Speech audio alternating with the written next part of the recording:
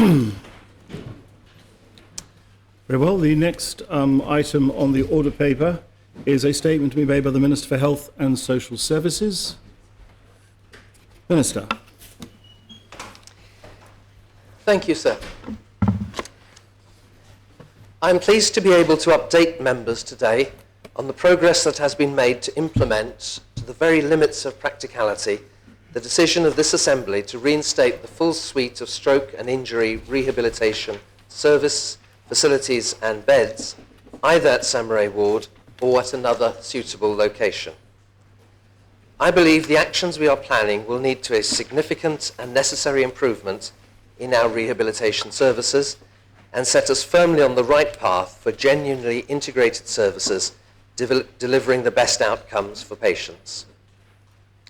Before I outline the thorough process we have undertaken in the 6 weeks since the debate and my conclusions, I do want to reassure members that despite my concerns with the original proposition, I respect the decisions of this Assembly and have done everything possible to deliver.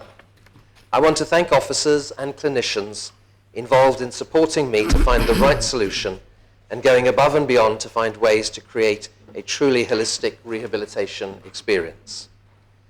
Nevertheless, I hope members will accept that delivery in this case is not an easy task. There are considerable logistical complexities and extreme time constraints. We need to limit patient disruption and deliver facilities that meet clinical standards, and any solution must not delay the delivery of our new hospital. I've also continued to bear in mind the clinical advice that has been provided to myself and members. Our rehabilitation services are best when they are integrated with our other services. For this reason, a standalone unit is unlikely to be the most effective way of delivering rehabilitation services in the long term. Equally, I have consistently accepted that the services and facilities presently in Claremore Ward need to be improved. The experience of some patients has not been good, and this is not acceptable. It must be improved, and I renew my apologies. The approach I am outlining today will meaningfully improve the rehabilitation services in Jersey, considering the constraints I have just mentioned. To reach this position, I commissioned a high-level assessment which identified 16 site options, and each option was then assessed against key criteria, including the requirements of the proposition, feasibility, timeliness, space requirements, impact on the current occupants of the facility, access and proximity to other clinical services, and costs. These 16 site options included locations in government ownership, including the former Lake Envey School, the Bar Centre, Westaway Courts and Saviour's Hospital, as well as the options of a greenfield development or leasing or purchasing an existing nursing or residential care home. It soon became evident that options outside the existing health estate were unfeasible, as they would take too long to deliver or would not be to a sufficient clinical standard. I've heard many people mention the speed at which we delivered the Nightingale Ward, but while commendable, that was a temporary facility constructed outside of normal planning requirements. That simply isn't the situation for her rehabilitation ward. A whole new ward with the quickest delivery possible would take 2 to 3 years to deliver. I cannot change these realities, and no responsible minister would ignore them.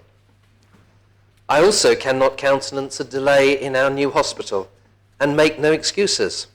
Delivering a whole new hospital with fit-for-purpose wards, not just for rehab patients, but for all our patients, is the single most important thing that we can do.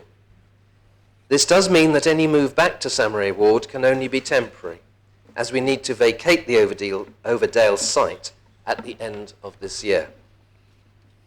As you can see, this is a difficult issue, but I believe we have a way forward that is sensible, practicable, and delivers for patients. Firstly, I have instructed officers to move our rehabilitation services back to Samaray Ward. The ward will reopen during July 2022, which is the absolute soonest it can be done. I hope this is welcome news. To enable this, I will ensure that the services currently occupying Samaray Ward will be safely relocated to ensure there is no disruption to their service continuity. Services affected may include the assisted reproduction unit, retinal screening, preoperative assessments, and community therapies. To comply with timings around the demolition of existing buildings at Overdale, we will have to vacate Samurai Ward by Christmas of this year, and we will return to a refurbished Plemmoor Ward. Secondly, I have asked for investment to undertake that full refurbishment of Plemmoor Ward while it is unoccupied. This will include complete redecoration, new equipment, quiet spaces for patients and family, a day room, a dining room, more space to allow for better movement and walking exercises, a laundry service, and dedicated kitchen assessments. As part of this, we will deliver 4 single rooms focused on long-stay patients or those with isolation needs, and convert the existing 6-bed bays into a more spacious room with 4 beds. Solid side partitions will provide greater privacy.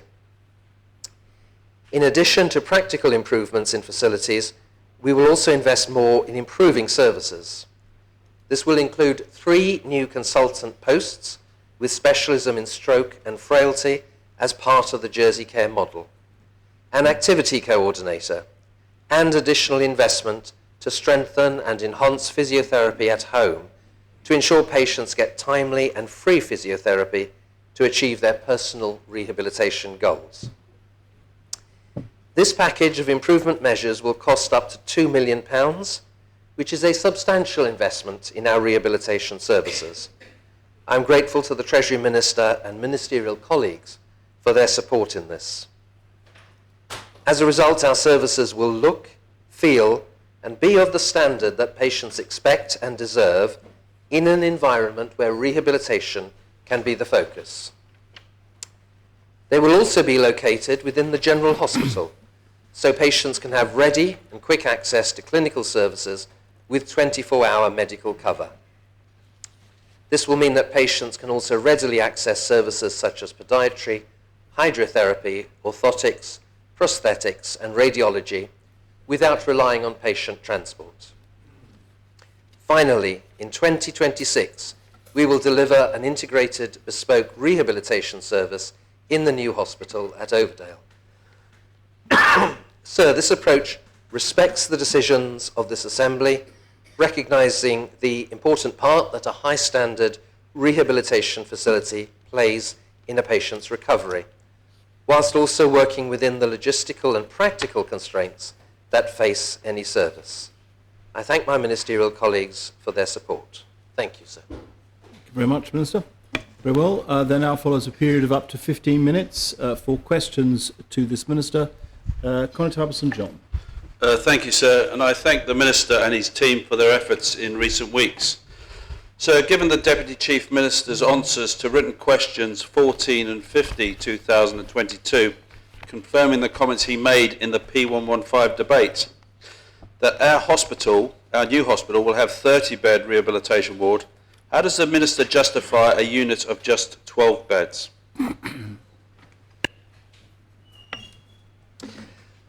So at the present time, our rehabilitation unit consists of 14 beds, and that was also the case at Samurai Ward, because whilst there was a greater number of beds, we only ever looked after a maximum of 14 rehabilitation patients there, and the beds were used for other patients, principally those needing a package of care, and they were moved to Samurai awaiting that package of care.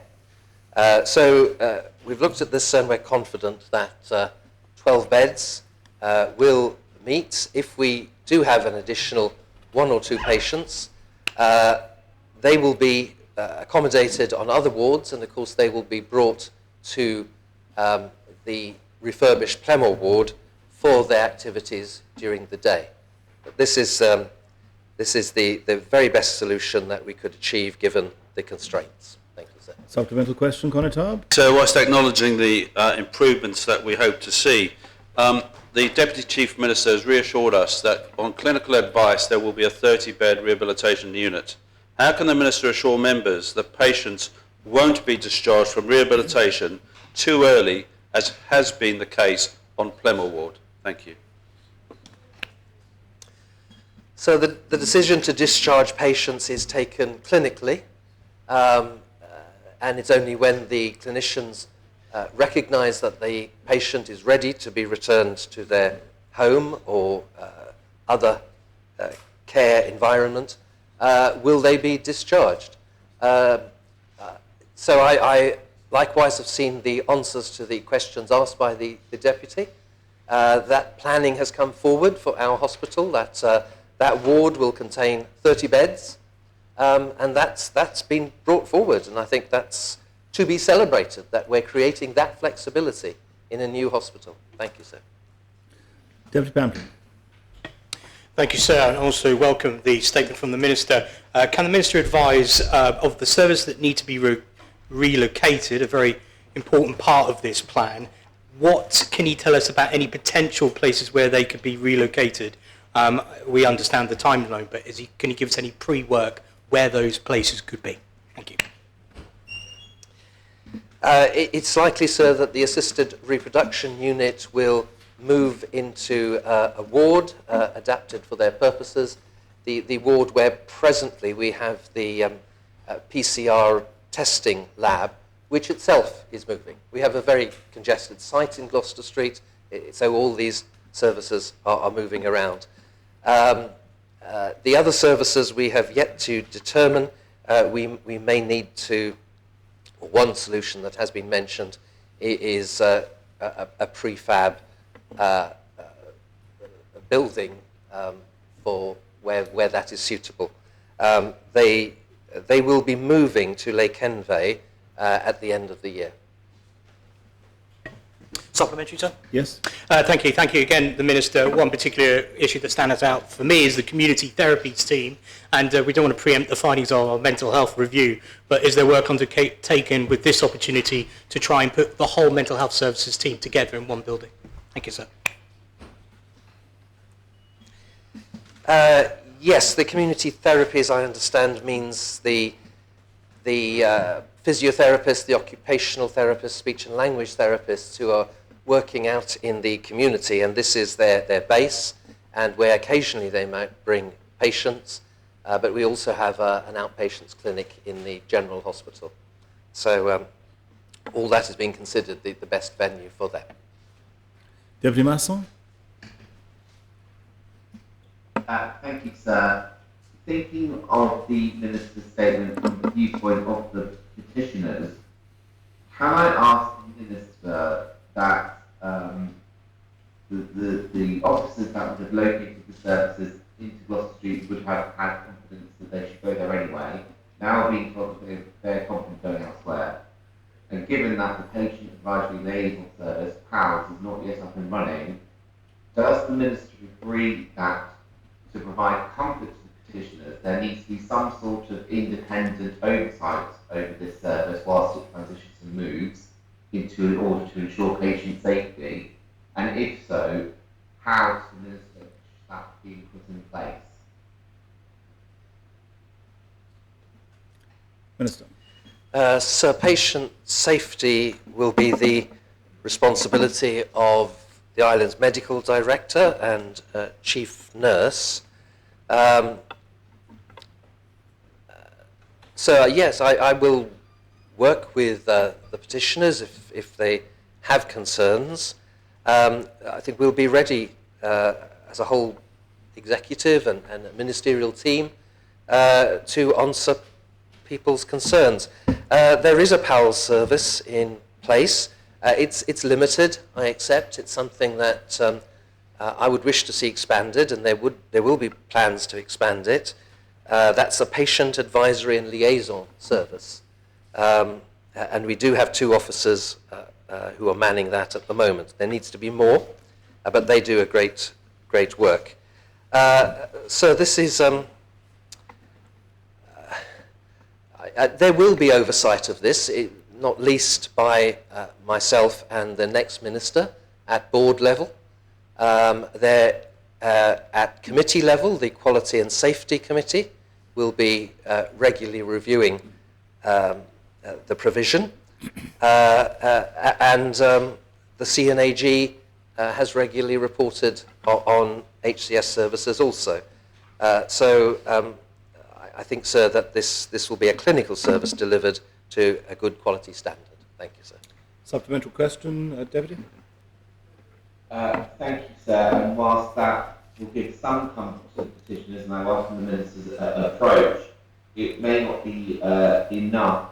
Does he think also then, does the Minister think also then, perhaps a direct reporting line to a States member to oversee this area, perhaps such a centre plan, might be a good idea? Well, so when I met with Senator Pallas, as I did yesterday, to go through what we were planning to do, he did ask, and we agreed to keep him informed and involved. And of course, in my previous answer, I omitted to mention the scrutiny panel, who will certainly keep us and a future minister on their toes. I'm happy to discuss this issue with Deputy Masson if he believes there is a concern and something further is needed. We have nothing to hide. We are going to be doing the very best in relation to rehabilitation. Thank you, sir. Deputy Morell. Thank you, sir. And just a short, quick question. Is the Minister aware of, or is he satisfied that rehabilitation services at all levels and in all areas are currently staffed adequately? And does he foresee any potential for areas of staff shortages in the near future? Thank you, sir. So I'm satisfied that we have no undue pressures in staffing. Of course, there's always movements in a large workforce, but we have no undue pressures. We are recruiting into the community service, and we are organising rotas to ensure that everyone who needs the service is covered. Thank you, sir. Supplemental question, Deputy? Thank you, sir. When the Minister mentions that they're organising rotas to ensure that the services are covered, is he at all concerned that some rotas may expect a little too much of staff, putting them under undue pressure? No, I didn't mean that, but what I was, I suppose, referring to is that some of the people who were commenting on provision were upset at the delivery of services in the community, and that has been a pressure point. But that is why I know we have organised rotas to ensure that we are better at delivering that now, and more so that patients know and have, before they leave the ward, dates on which the community teams will visit them, rather than the previous practice. Thank you, sir. Senator Moore. Thank you, sir. Could the Minister confirm for us that the return to independent living units will be provided in the refurbished Plemon ward? And also, could the Minister respond to this comment from a health professional who has described his 4-bedded units with solid separation panels as a step back in time, because they not only prevent the patients from communicating with each other when they're in the same 4-bedded unit. However, they do not overcome the issues of privacy and dignity that would be expected to be achieved by providing single-bedded units. Thank you, sir. So the Senator mentions an independent living unit, which I think may refer to what some petitioners call the flat, which in fact was never used as a flat, as an independent living unit. The kitchen was used to give training in how to use a kitchen after stroke or rehabilitation. So it was an area for therapy rather than an area in which a patient would spend their days. That is what I've been told by those who worked at Samurai. A step back in time, if it's a step back in time to try to improve these bays, then we must consider all our other wards in the General Hospital, Corbier Ward, Portlet Ward, all our other wards have very limited single rooms. Most patients are cared for in 6-bedded bays. We want to change that. We want to move to a new hospital where we will have 75% single rooms, which will deal with the issues of privacy and infection control. So this is not ideal. I know that Senator Pallett would have wished, and I would have loved to have been able to provide single rooms, but it's just not feasible within the time constraints and the environment that we are dealing with. So this is the best option that we can achieve pending a new hospital. And it will be an improvement. Thank you, sir. Supplemental question, yes, Sandra? Thank you, sir. Yes, with regards to the Minister's answer in relation to the flat, I can assure the Minister that I have certainly visited a person who was being looked after and staying in the flat, so perhaps he could revisit that issue for us, and I would appreciate his assurance that he will. Well, I'll ask staff again, but that I was told what I have recounted. Thank you, sir. Well, that brings to an end the questions available to this Minister, and accordingly the next item of business is a statement to be made by the Minister for External Relations and Financial Services. Senator Cox. Thank you, sir. I apologise for the confusion earlier about the wording of the statement. Unfortunately, the statement which has been printed is not the latest version. There is an additional paragraph with activities that's gone on during the course of the lunchtime. So if I start the statement, so I'm sure it will be distributed in due course, but it's only one additional paragraph. So the Government of Jersey continues to stand alongside the UK and international partners in its condemnation of the appalling actions of Russia against Ukraine and the Ukrainian people. We have seen islanders respond with the compassion that one would expect. Among our community are people who experienced firsthand an occupation by a foreign force. Jersey will do all it can to help the Ukrainian nationals who are living in the island, and government has established a group of officers dedicated to supporting those families and helping them get their loved ones to safety. I would like to thank the Polish consul for her efforts in coordinating the community's support, and also to Deputy Gardner, who has been instrumental in guiding myself and officers in how to best target advice and support to islanders with family members in Ukraine or fleeing through the western borders. I extend my sincere gratitude to the parishes and their officials and all islanders who have opened their hearts and pockets to support Ukraine. This lunchtime, the UK Home Secretary Priti Patel has widened UK visa eligibility for people wishing to join family members. It will now include adult parents, grandparents, children over 18 and siblings, in addition to the immediate family members who had previously been eligible. A new visa sponsor route will also be created to let British businesses bring Ukrainians to the UK. I'm pleased to announce that Jersey will mirror these changes. We are, of course, maintaining ongoing discussions with the UK Home Office as we look at best ways to assist these families. I have written to the Ukrainian ambassador to offer our island support in all these matters, and Jersey Overseas Aid is in close contact with its humanitarian partner organisations. The Minister for International Development will no doubt update the Assembly in due course. I now want to focus specifically on the actions we can take as an international finance centre. On Saturday evening, the UK, USA and European Union and other international partners confirmed a series of critical actions. Russian banks have been removed from the SWIFT system. Action has been taken against the Russian Central Bank, and a transatlantic task force has been established to identify Russian assets and restrict access to them. The UK Chancellor yesterday, the 28th of February, announced the UK's intention to apply further sanctions, including to Belarusian individuals and organisations that have supported Russia's actions.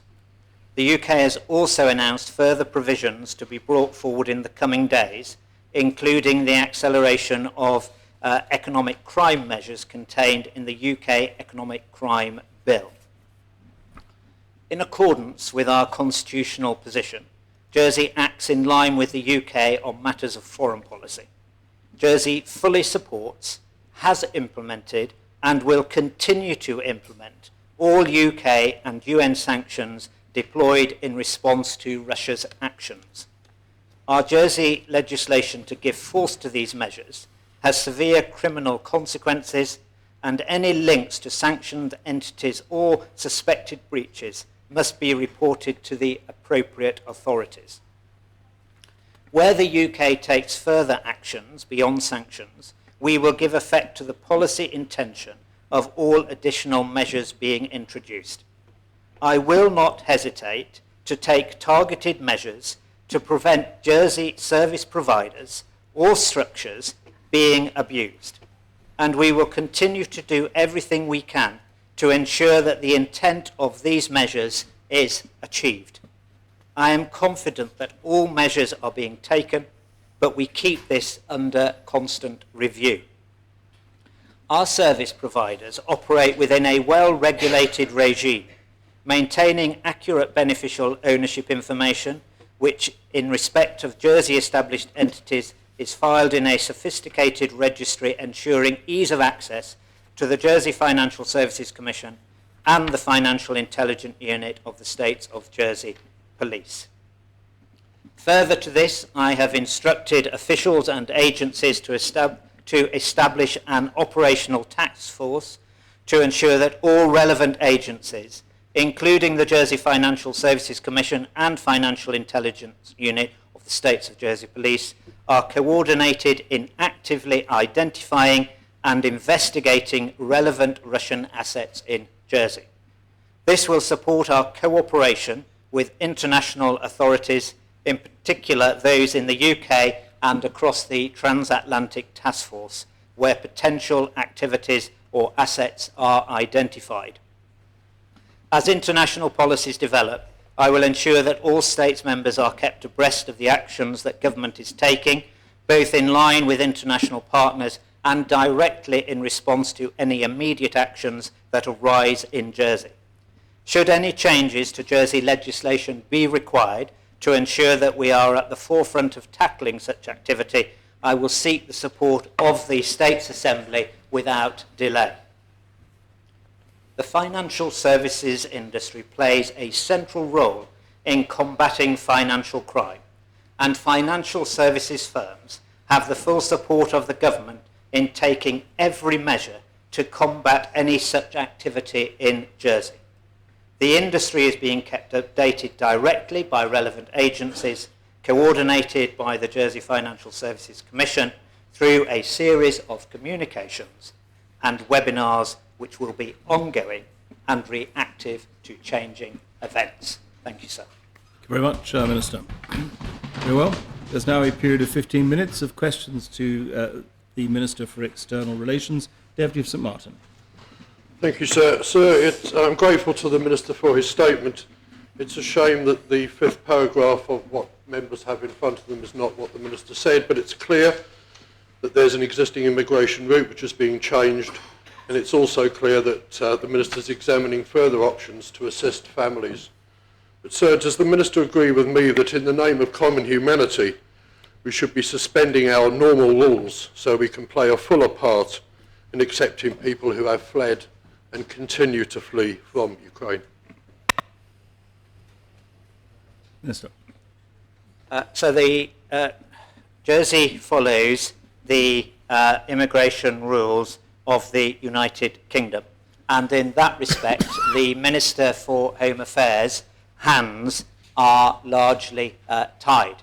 But let me be absolutely clear. The Deputy is right, sir. War affects individuals and their families, and common humanity requires us to change our normal rules, to open our arms as arms were opened to us in previous circumstances and in years gone by. And my officers and the officers of the Home Affairs Minister are doing everything they can to find the maximum amount of flexibility available to them. But most importantly, we continue to lobby and work with the United Kingdom government to create even more flexibility than that flexibility that has been announced today. But we do welcome that, sir. We welcome the greater concessions, but we believe that more should be done and can be done.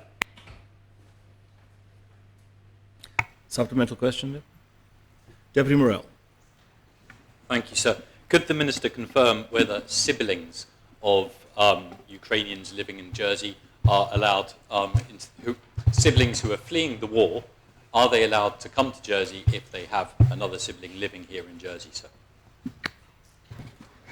So that is part of the announcement that the UK Home Secretary announced earlier. There wasn't masses of detail. It was a political announcement, a bit like the statement that I have made today. On common reading of that announcement, then siblings would be allowed, yes. Supplemental question, Deputy. Thank you, sir. Could the Minister be slightly more specific in advising the House as to what flexibility he is seeking from the UK in terms of immigration laws? Because the UK is dragging its feet, sir.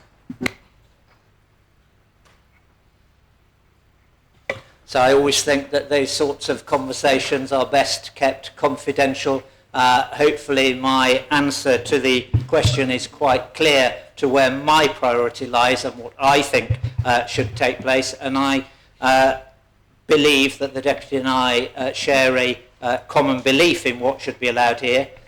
This clearly are decisions that the Minister for Home Affairs has to take, and upon his shoulders the responsibility lies in making sure that we are aligned with the UK, but continually in conversation with them to create the maximum amount of flexibility for those families, let's be clear, sir, who are fleeing for their lives. Deputy Dublé. Thank you, sir. And I thank the Minister for confirming that we will be aligned with the UK. And my understanding is that adult parents, grandparents, children and siblings of Ukrainian nationals will be allowed. So I just want to confirm Jersey will be following that. And as the Minister is in talks, how far is he hoping to extend it? So is the Minister aiming to persuade to extend it to cousins, aunties? How far should it be extended for people who have family members that they have a home for here and that they can provide a refuge for to actually be able to provide that? So the Deputy has correctly described the additional flexibility that the UK Home Secretary has announced this afternoon. As I've said, I believe that remains too narrow. Of course, it's far easier for me to stand in this place and say that because we have few Ukrainian nationals. We have probably less than 50, and therefore a broadening of the ability for them to bring family members and cast the family definition of wider is something that I believe Islanders support, and something I believe that we can support, and we can welcome those individuals. Other countries have differing capacity constraints, and whether we are able to have, or the Minister is able to gain greater flexibility, which would apply to us rather than more universally, is yet to be seen. Supplemental question, Deputy Dublé. Senator Mezek. Thank you, sir, and I agree with what Deputy Morell said before about the UK dragging its heels on this. And could I therefore ask the Chief Minister that were Ukrainian nationals to arrive in Jersey, having been unable to fulfil any sort of bureaucratic requirement on visas or status or the rest of it beforehand because of the emergency circumstances in which they've left the country, that the Minister would assure that they would not face problems in Jersey and that they would be given support to manage through that afterwards if necessary. Minister. So I've got to be very careful that really my remit is financial services, but of course external relations as well. The direct decisions about individuals and visas lies with the Home Affairs Minister. That will be a decision for him.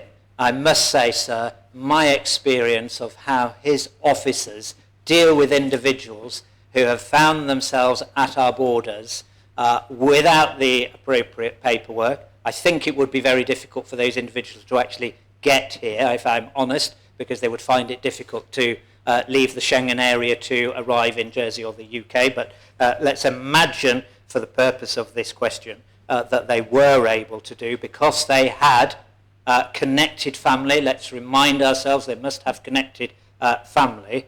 My experience of the way that his officials deal with those individuals is with compassion, pragmatism, and care. And I have no doubt to believe they wouldn't do anything other than that in this situation. Well, supplemental questions? Conatapa St Helier. Thank you, sir. I refer to the third paragraph of the statement and I'd like to endorse what the Minister has said about the way the local community in Jersey, including the Polish community, have taken a real lead in gathering together humanitarian aid. But so I am being asked by parishioners who want to give money to help people in difficulties in Ukraine, what they can do and what is a safe way for them to give their funds. I note in the sixth paragraph of the statement he alludes to an update in due course. I think there is a real urgency about identifying a Ukraine relief fund that the government of Jersey is setting up, and could he give us some indication of when that will be available for islanders to use? So I'm not sure if that question is within standing orders because it falls slightly outside of my remit. It probably is within standing orders.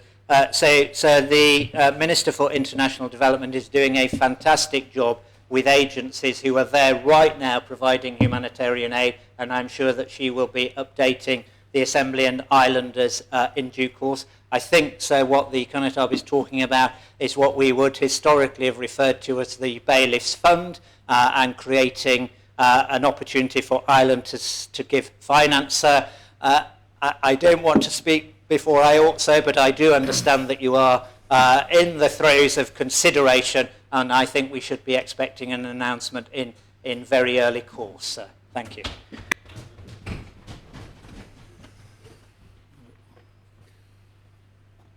Supplemental question, Conatapa.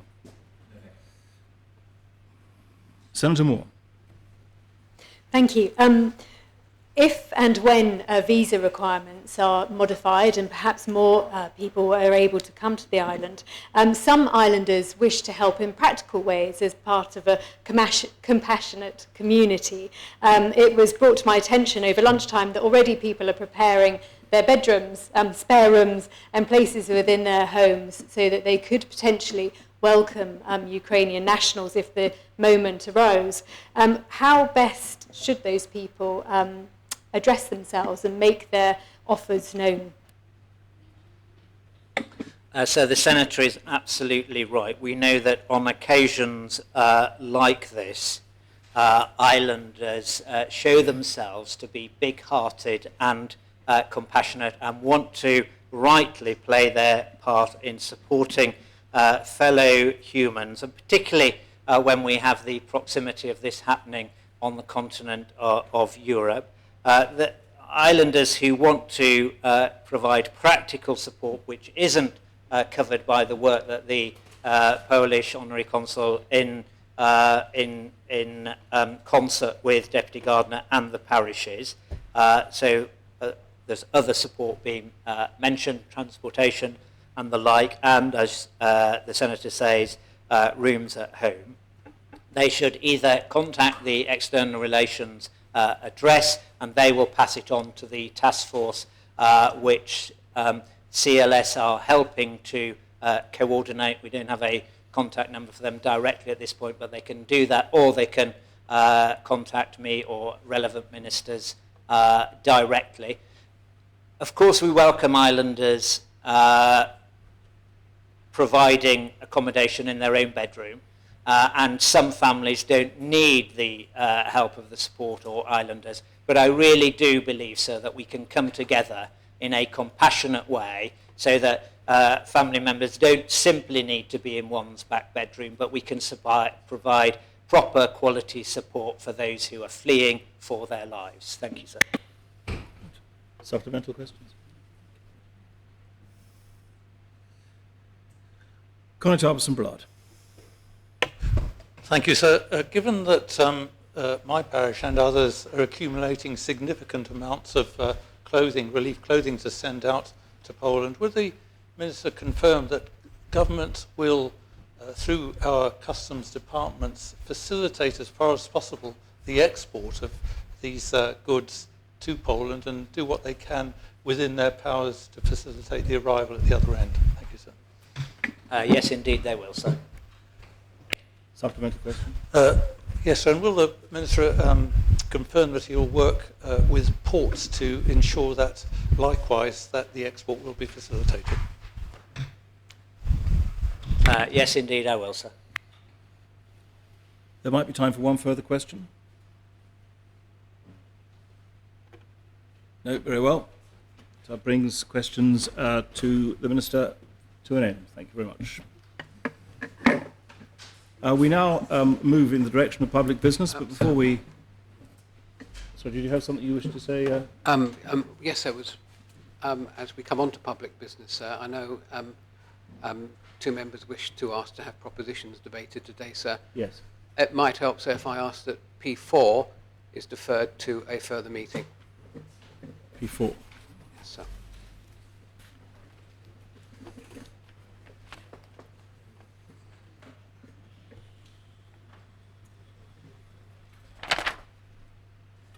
So, criminal procedure, consequential amendments, access to justice. Yes, sir. It can be deferred till 29th of March, if that's helpful, to the current agenda. Thank you very much indeed. Very well. Well, there are, as the Minister has mentioned, two matters to be dealt with immediately prior to moving on to public business proper. The first is the Deputy Doublé has given notice she wishes to make the proposition under Standing Order 26.7 that the lodging period be reduced in respect of her proposition lodged on the 15th of February P26, legal parent status and parental responsibility for same-sex parents, to allow this matter to be debated at this meeting. Deputy, would you like to make that proposition? Yes, thank you, sir. I wish to ask the permission of the Assembly to reduce the lodging period on this proposition. I lodged the proposition as soon as I was aware of the problems. It is in the public interest that we debate it today due to the urgent nature of the legislation and its impact on family life, and also in relation to timings, because if the Assembly approves this proposition, we should do so as early as possible to allow the work to be carried out. And I hope the Assembly will approve this today. Thank you. Is the proposition seconded? Yes, sir. Does any member wish to speak on that proposition? Deputy Martin. Yes, sir. I did send the Deputy an email, and I don't know if I was satisfactory in the answer. Apparently there is a standing order that will allow... So the proposition asks for us to pass something and then the Minister to bring something back for debate before the 10th of March. That's the lodging, and then when it would be debated. I'm not sure I'm clear whether it's even practically possible.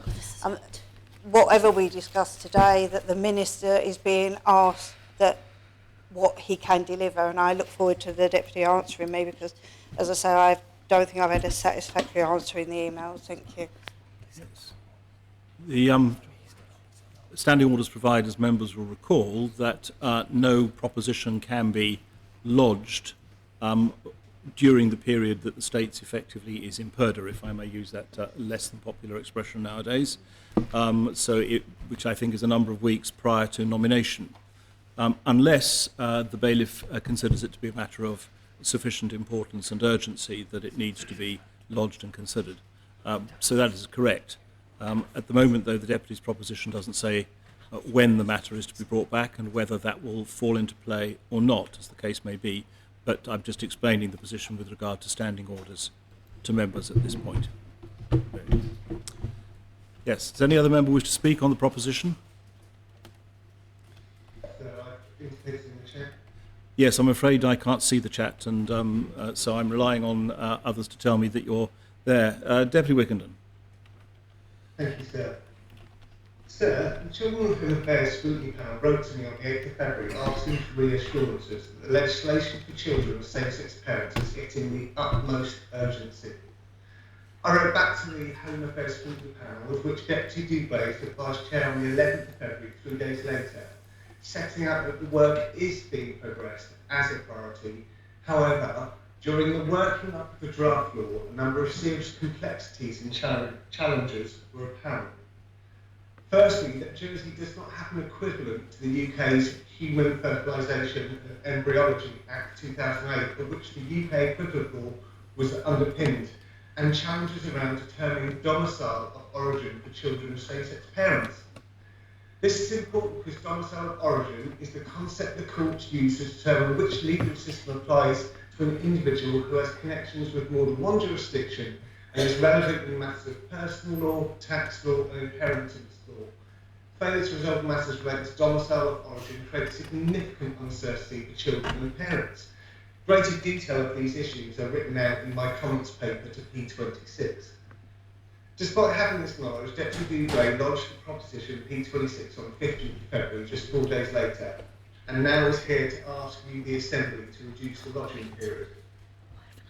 Sir, the Assembly will be aware that the last day to lodge any proposition before the 2022 election is on the 10th of March in 9 days, or 7 working days. That's if we debate the Deputy's proposition today and not later this week.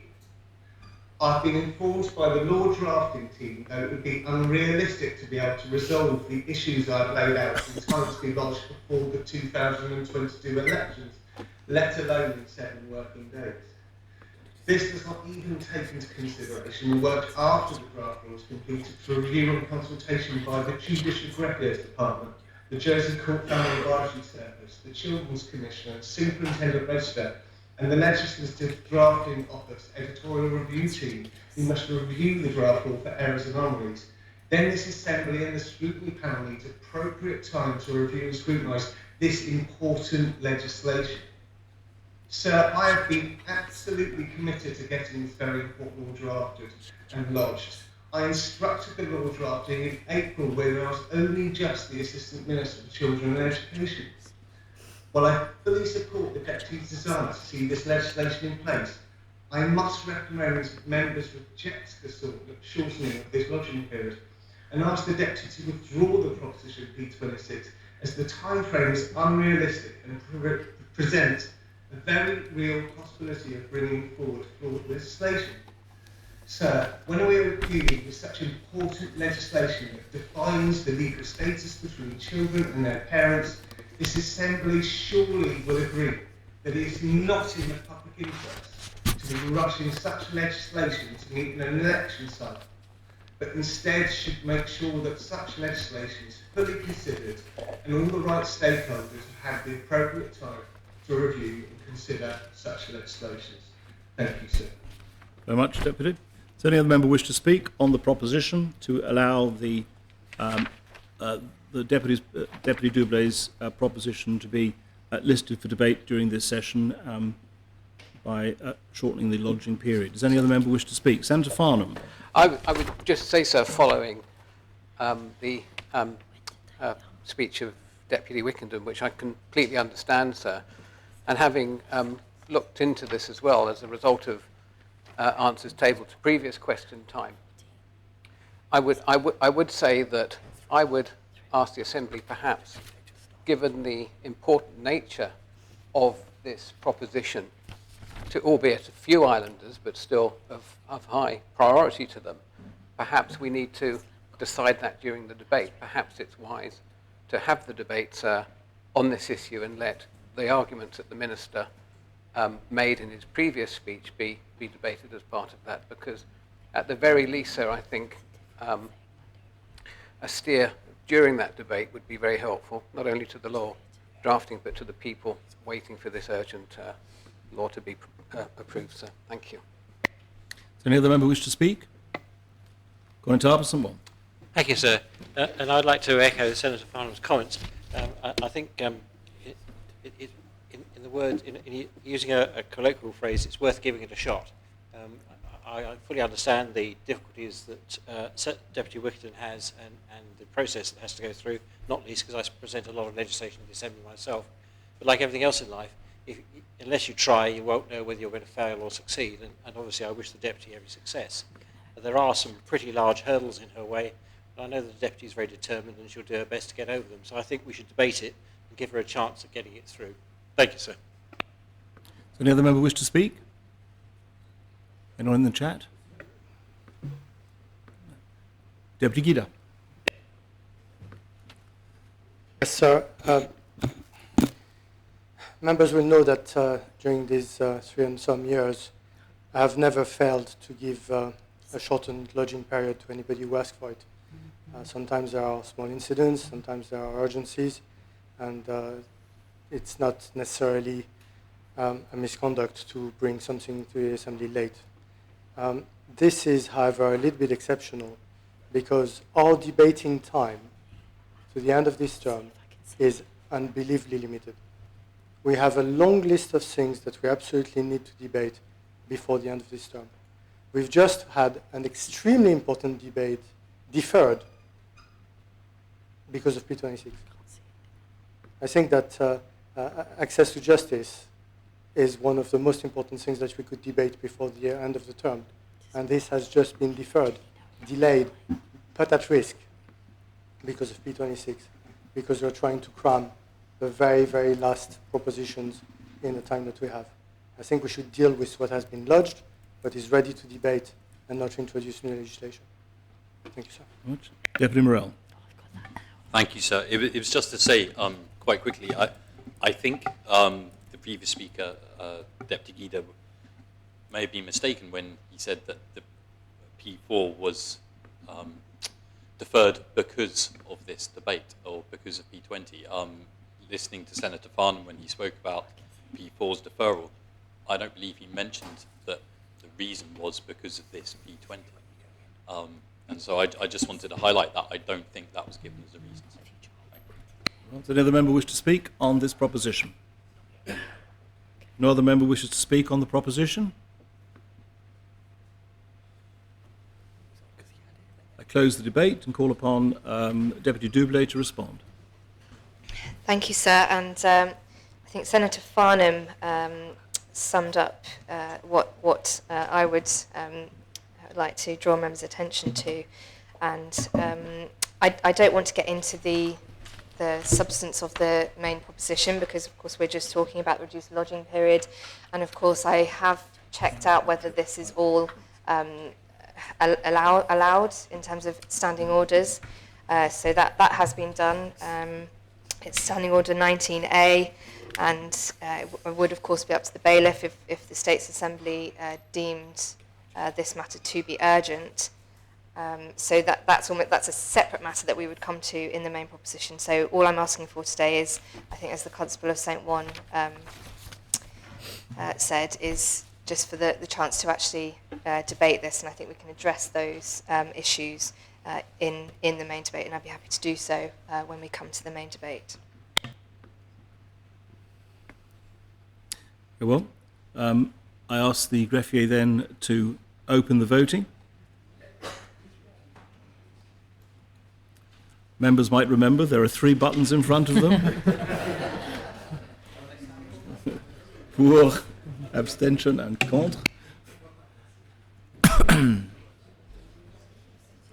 The proposition is to allow Deputy Doublé's proposition to be debated during this sitting.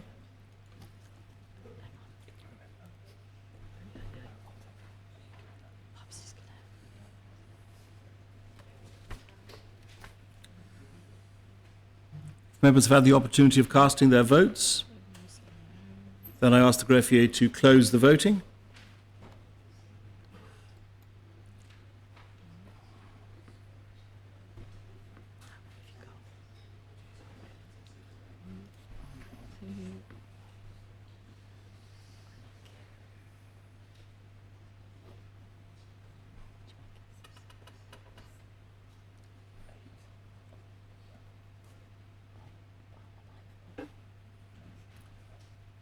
there'll be a slight delay because it's necessary to consolidate the results on the screen from the vote within the chamber to those who are in the chat and voting via that.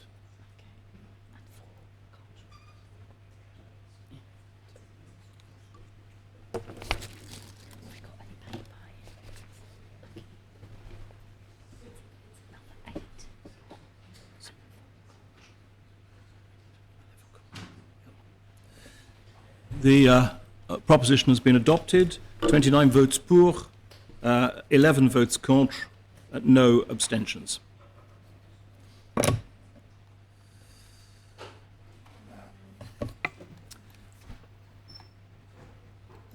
The next item is the request by Deputy Higgins, who has given notice that he wishes to make a proposition to raise Standing Order 32, so that his proposition Ukraine, condemnation of Russian invasion and support for Ukraine P36 may be listed for today's meeting, and also that under the Standing Order 26.7 the lodging period be reduced to allow the matter to be debated.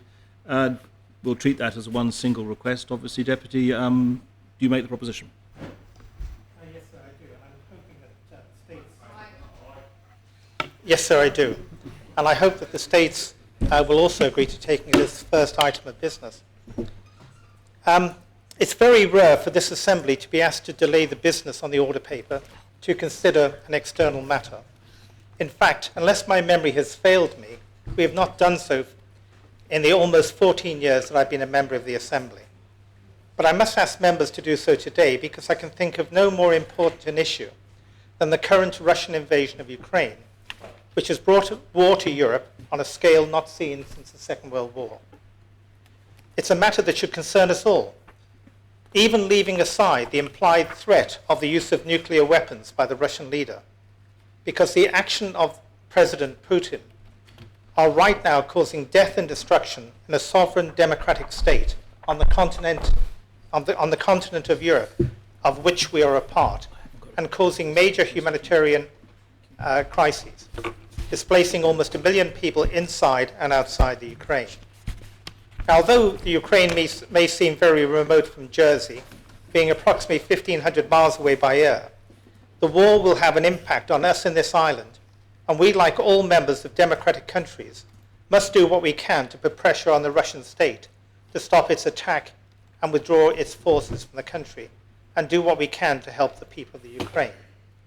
And as I've said, and I'll just repeat this again, it will have an impact on us because the sanctions will certainly affect Russia, but the retaliatory measures and others will also have an impact on the island, and we need to consider those. I ask members to support taking this proposition today and putting it on as first item on the order paper so that we can discuss the full implications of the war, what we can do to add pressure to the Russian state and the individuals carrying out this act or enabling it, and see what we can do to help the Ukrainian people. Thank you, sir. Proposition seconded? Yes, sir. Can I just say that the proposition to deal with the matter at this sitting and then to take it as the first item of business will have to be taken separately. Those two things will need to be taken separately. But so we're dealing firstly to allow the matter to be debated at this sitting alone. Does any other member wish? Senator Gorst. Thank you, sir. I do support the Deputy to take it at this sitting. From my perspective, I support the proposition. We've not obviously had time to write comments, but I don't think comments are absolutely necessary. It's a very straightforward proposition calling on this Assembly to do something which democratic parliaments across Europe have been doing during the course of the last week. So thank you. Does any other member wish to speak? If no other member wishes to speak, then I close the debate. Do you wish to say anything in response, Deputy Higgins? No, sir. I'll just ask people to vote for it either on a standing vote or preferably the appel. Well, we'll deal with it on the appel simply because not everyone's able to stand. Or if they do, we won't see them. Very well. I'll ask the greffier to open the voting. The vote is on whether we deal with Deputy Higgins' proposition at this sitting.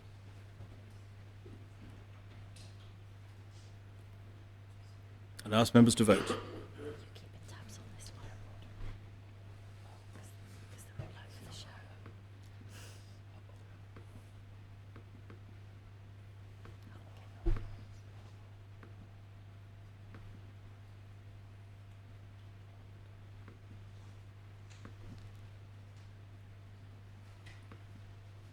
Members have had the opportunity of casting their votes.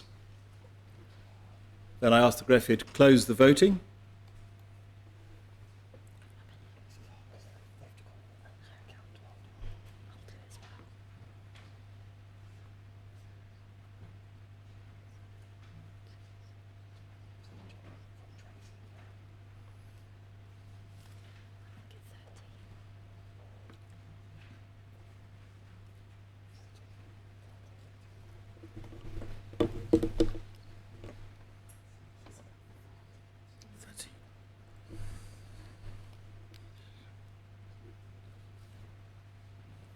Proposition has been adopted, 40 votes for, no votes contra, no abstentions. Do you make the proposition that it's dealt with as the first item of business, Deputy? Yes, sir. I think I would ask States members to put it as first item, because otherwise it would show that it isn't really as important as we really think it is. If we put it second, third, fourth, or whatever, it just shows what we really care. So if we put it first, we don't have to spend a long time where everyone makes speeches, but we do need to get our message out there, give support to the people of the Ukraine, and tell Russia what we think of them as well. In fact, I correct that. Not tell Russia what we think of them. I have no complaint with the Russian people. It is with Vladimir Putin and his clique and his enablers. Thank you, sir. Is the proposition seconded? The proposition is to deal with the matter immediately. Seconded? Yes, sir. Well, does any member wish to speak? No member wishes to speak? Then I close the debate. I think I will try and take this on a standing vote. Members in favour?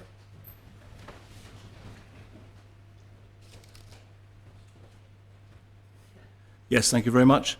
Well, it's clearly passed on a standing vote because everyone has stood up and there aren't that many people who are not here. So that's passed on a standing vote and it will be dealt with as the first item of business, which, as it happens, is now. The first item of business is Deputy Higgins' proposition, P36, Ukraine condemnation of Russian invasion and support for Ukraine, and I ask the greffier to read the proposition. The states are asked to decide whether they are of opinion to condemn the Russian government's invasion of the sovereign state of Ukraine, and in pledging the support of the states and people of Jersey to the people of the Ukraine, to request the Council of Ministers to report back at the next meeting of the States Assembly on the steps taken by the Government of Jersey to provide support and deliver aid to the people of the Ukraine. Deputy. Thank you, sir, and I thank all members for the support with agreeing to this coming on the agenda today and taking it now. Now, I doubt there's anyone in this Assembly who's not been watching, listening, or reading the news on the war in Ukraine. It's a defining moment in the 21st century. As a person with a passion for history and has researched World War II for over 50 years, I can see many parallels with that conflict. A ruthless autocratic leader suffering from megalomania who harks back to his country's past history, grievances, and empire. In Putin's case, it is the loss of the Soviet Empire.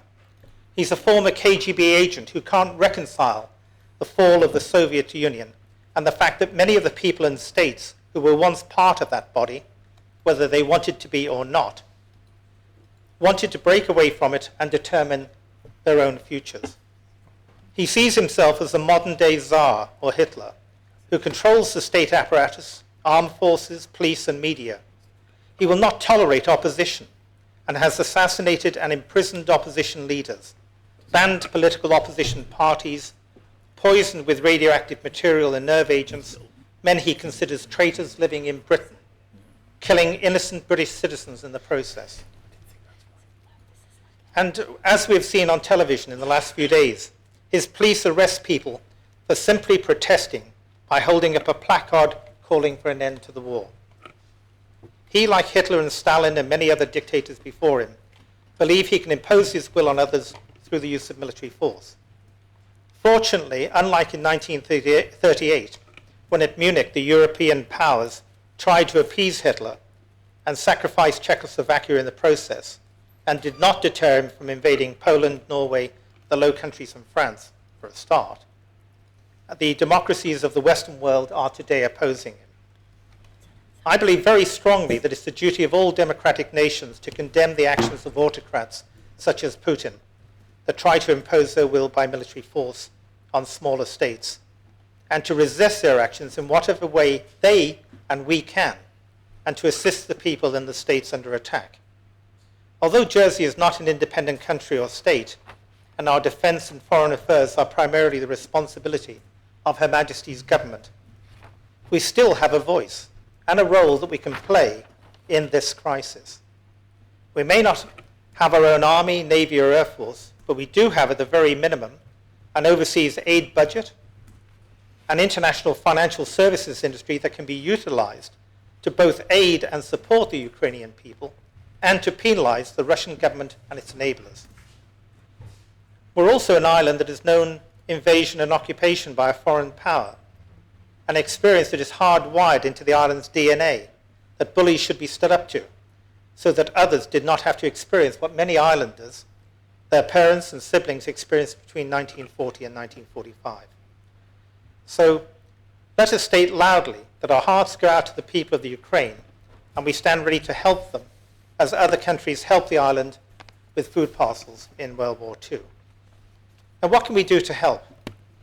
As an international finance centre, we need to do everything we can to go after Putin and his enablers' assets and freeze and seize them. We need to aid the British government to obtain details of property owned in London and the rest of the country by Russian oligarchs that are owned by Jersey companies, foundations and trusts. We need to do this quickly, and I regret the failure of past governments of Jersey to introduce a register of trusts to sit alongside our companies register so that we know what assets are held through trusts, who ultimately settle the trusts, and who will benefit from them, and monitor changes to them in real time, rather than having to ask the trust companies to trawl through their records to find out the details with the associated added delays. As many of you know, I worked with the Financial Services Commission for 12 years, and I remember vividly the discussions we had on having a trust register to gather this information and how it was thwarted by the finance industry at the time, who opposed it and were allowed to keep this information to themselves, and instead were required simply to supply it by law to the Commission if requested. We trusted them to know their clients. I also believe that we urgently need to introduce the digital commercial and residential property register that the states voted to adopt in September 2020 and was supposed to be introduced by the end of 2021, so we can identify what property, if any, they own in the island. And I'm pleased to see from the earlier question time that the External Relations Manager now thinks work on this should be accelerated. We've been constantly told in Jersey that we have a well-regulated finance centre that meets the highest money laundering regulations and standards. But so too, we're told that is true of London, whose nickname is Londongrad, for the amount of dirty Russian money that has been passed through London and has also been placed into the London and wider UK property market. Now, do we have Russian money in or passing through the island? Well, the answer is yes, we do. Do we have dirty money passing through the island? The answer is probably yes, we do. Now, unfortunately, Russian money corrupts, as does money from drug dealers in South America. And no matter what regulations you have in place, people can always be corrupted.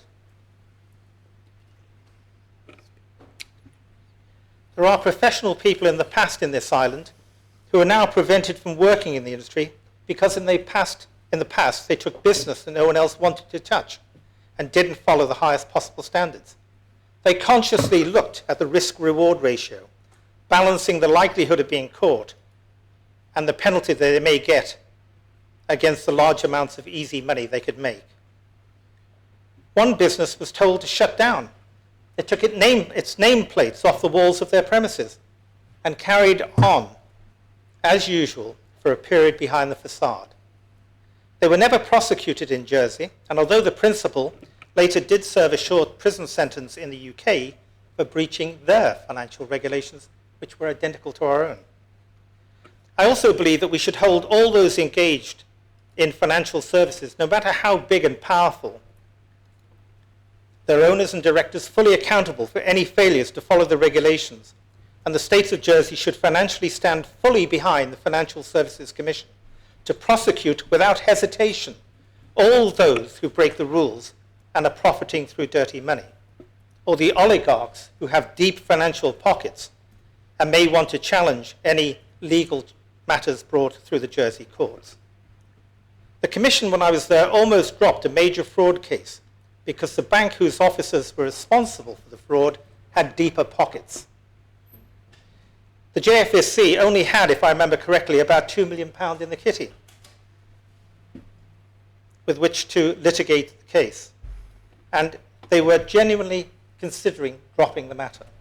I remember arguing at the time the Commission should go to the government for additional funds and underwriting, and that we should not let the investors who've been defrauded down. As it happens, the matter was later settled out of court, and the investors were compensated. But no one was really held to account. I'm also concerned there have been cases where major minor frauds have not been investigated by the police and the Financial Services Commission in this island.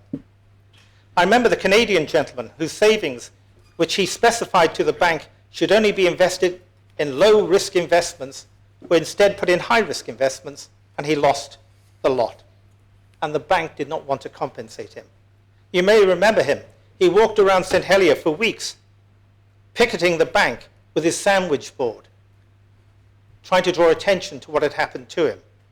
Can I, Deputy, I feel constrained to ask you how this is relevant to the Jersey response to the invasion of the Ukraine by the Russian Federation. Okay, sir, I make it quite clear.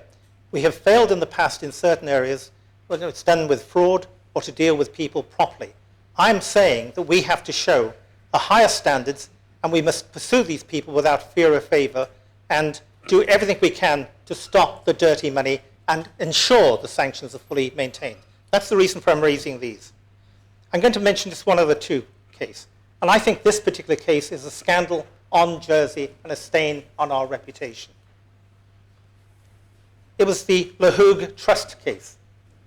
We had people in this island who were manufacturing, or they created trusts, and were backdating all the documents by having old typewriters, old pens, fax machines, old paper.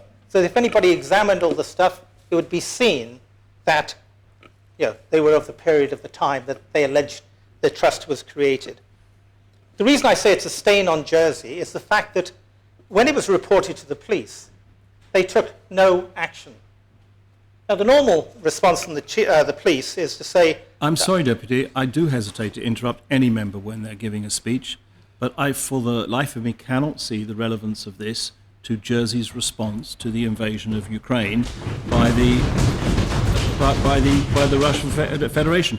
The points you're raising are historical cases which may well be useful to study as a lesson, but they don't appear to me to have any relevance to the invasion and Jersey's response to it. And unless you can assist me with that, I will have to ask you to reframe your speech in the Assembly.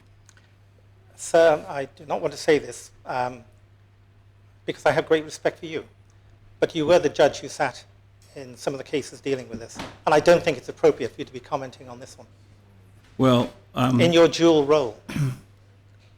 I personally have no recollection of the cases that you are talking about other than the last one that you mentioned.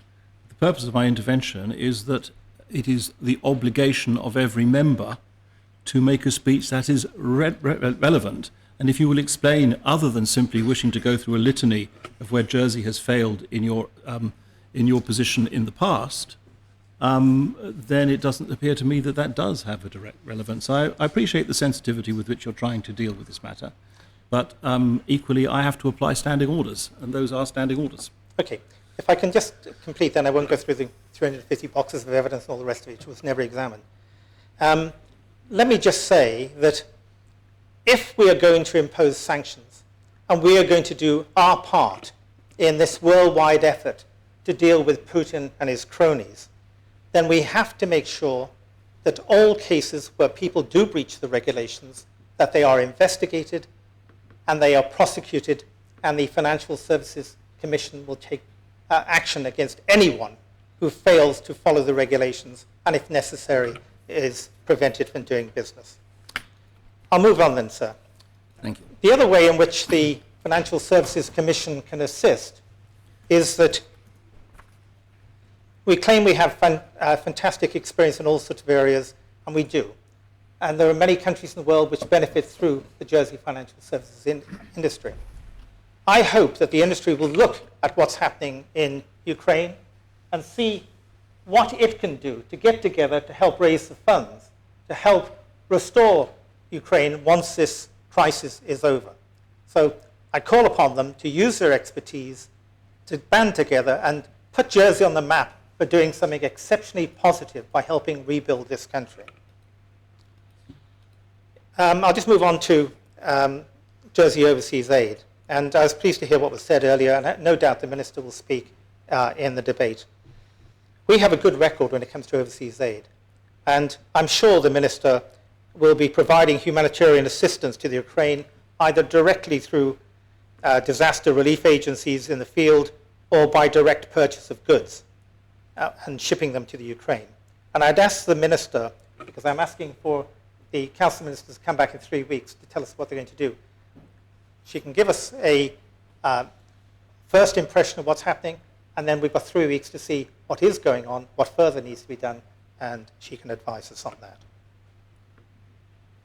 Now, the External Relations Minister, I'm pleased, raised the matter of the Ukrainian people living and working in the island who are having trouble getting their families out of the Ukraine and into Jersey.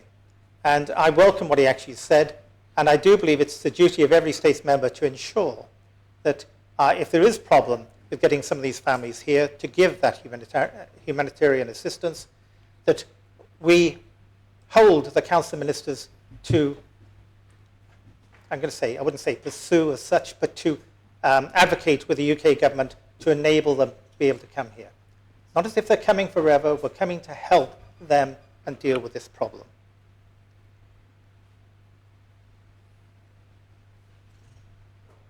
I'll skip some bits and pieces because we've already sort of covered it. What I did say in the proposition is that to pledge our support for the people of Ukraine within our means and capability, which means exactly that. There may be some forms of aid and options that we can't do. But to do nothing is unacceptable to what is the biggest threat in Europe since World War II. But just as the Ukrainian government is asking NATO to provide air cover and prevent Russian airplanes flying over their country, it's almost impossible to do, because if NATO did that and there were engagements between Soviet, I say Soviet, it still seems like the Soviet Union, between the Russian Federation crews and everything else, it could spark a further confrontation with NATO, and then, God forbid, there could be a nuclear exchange. I did say that what I've actually just mentioned, some things here, they're not exclusive lists. Members may have other things that we can do to help the Ukrainian people. I hope they'll put them forward, and I hope that the states will support them. And again, just finally, I'd just like to say, repeat again, this proposition is not directed against the people of Russia, who have had no say in the actions of their leader, who stifles, as I've said earlier, dissent at home, assassinates and imprisons members of political opposition and independent media, bans opposition parties, labels non-government organizations as foreign agents, and breaks up arresting peaceful protesters and poisoning people he considers traitors to Russia in Britain and elsewhere. There are no additional manpower and financial things on this. And I just put a little at the bottom, the idea of the child impact statements, which we're supposed to do.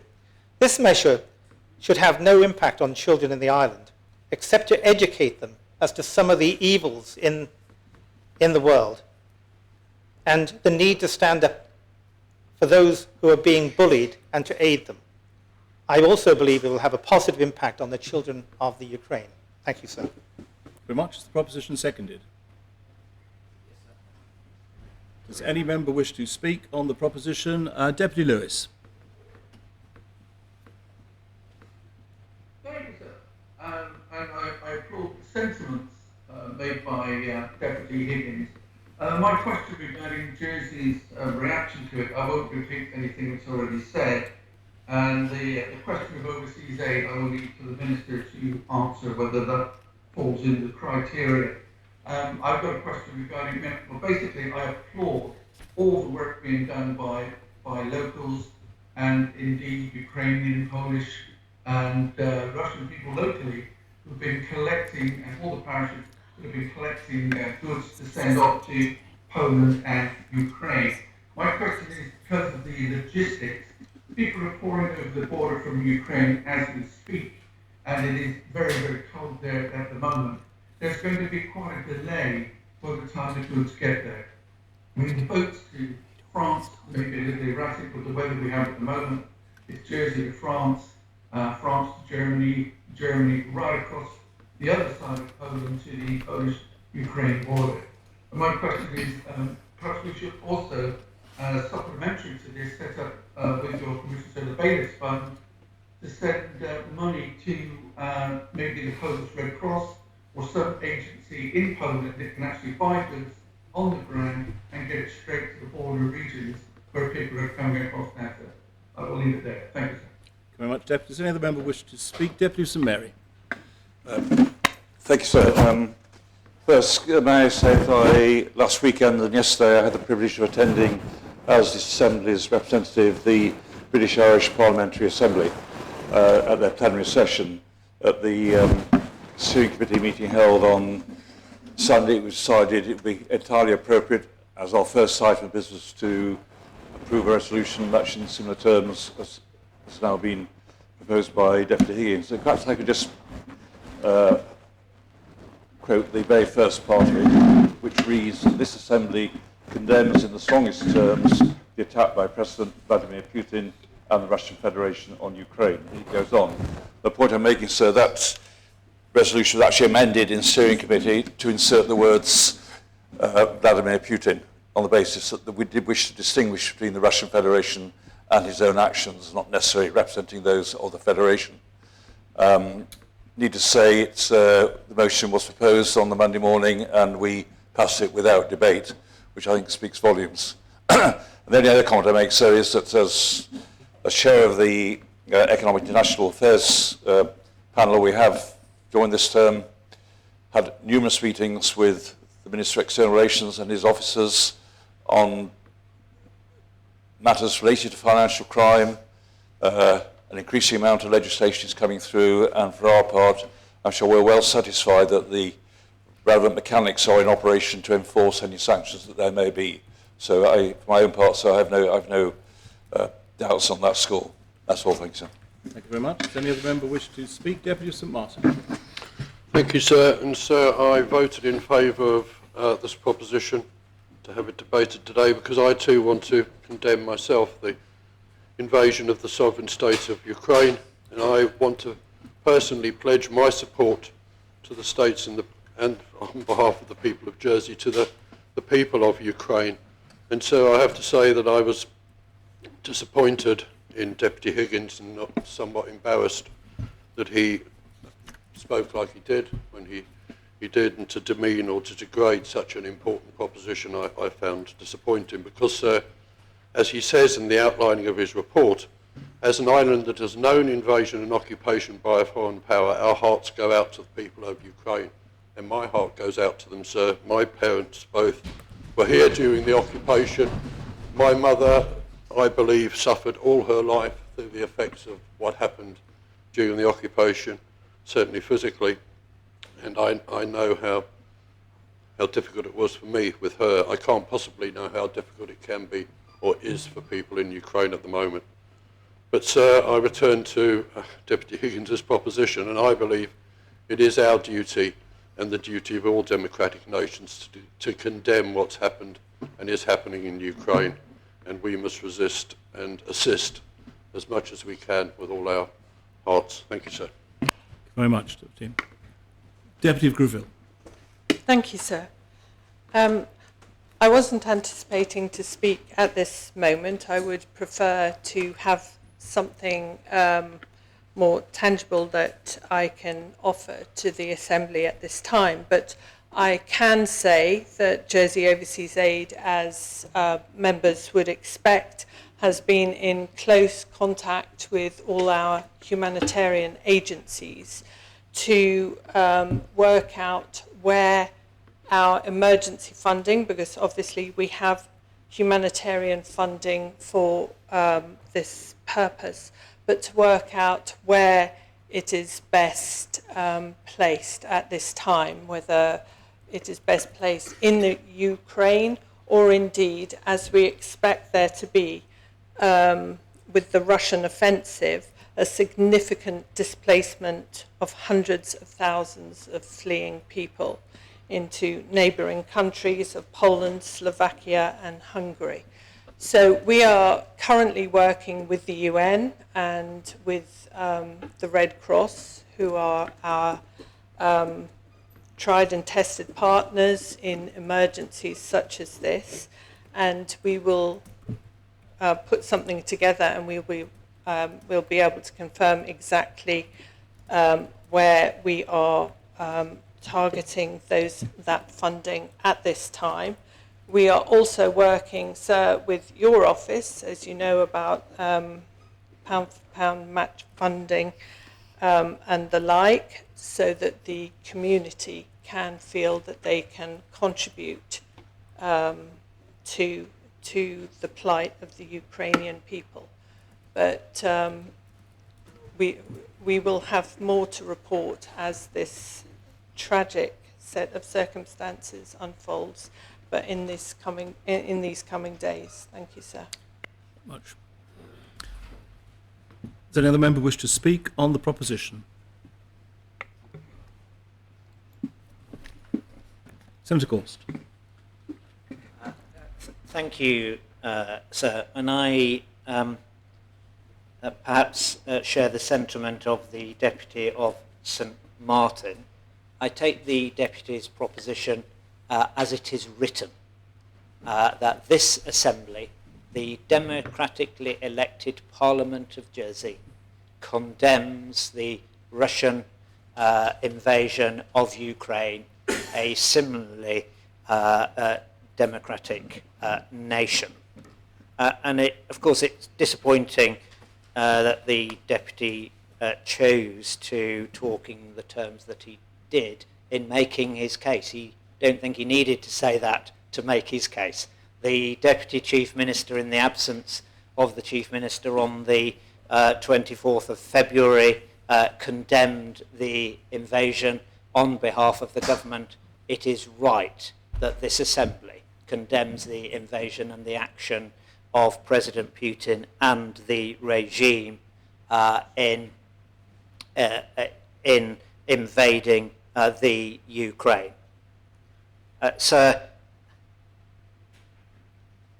ministers have been and will continue to update members on the actions that they are taking, that they think are appropriate for Jersey to take in response to those actions. I've got to say, sir, it's easy, of course, to pick out individual cases and then on the basis of individual cases suggest that the entire barrel of apples is rotten. His individual cases bear little resemblance, I think, to the financial services industry that I see today. They very much do want to stand with the Deputy's intention and make sure that Jersey is not used in an inappropriate way, and that we do work with the UK and the international community to ensure that sanctions are implemented appropriately, that assets are frozen appropriately, and they support my creation of a task force here that will work with the UK and Transatlantic Task Force to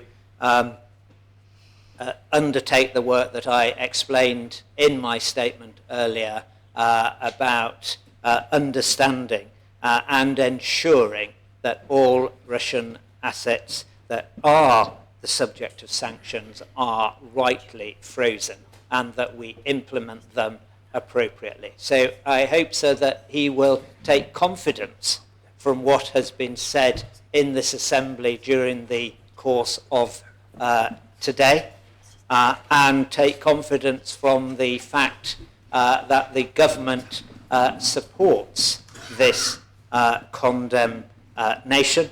This is a very fast-moving situation, and the sanctions that are changing, as I indicated earlier, all the time. There have been further sanctions that we have instructed to be implemented during the course of this state's sitting, and I say, sir, that I expect that the circle of sanctioned individuals and entities will grow in the coming days and weeks. We have not yet seen but a small proportion of those at least 110 individuals and entities that the UK is in the process of adding to sanctions list. The existing sanctions imposed have again been broadened today, and the nature of them have been broadened. So we in the government stand with the sentiment, even though we absolutely distance ourselves from the comments and the inferences of the deputy, sir. But I would say this, sir. There is no doubt that as this matter progresses, and we do not yet know how long this invasion, this war will be sustained for. It's unfortunate, sir, that His Excellency only speaks in this assembly twice. This is an occasion where the value of his advice would be well sought.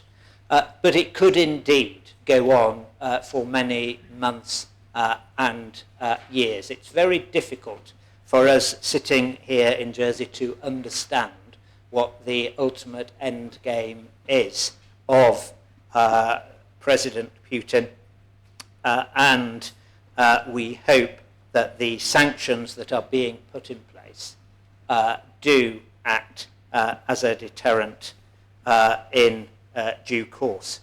But there is no doubt, sir, that as this matter progresses, there will be an increasing level of risk associated with handling Russian assets in Jersey or maintaining customer relationships.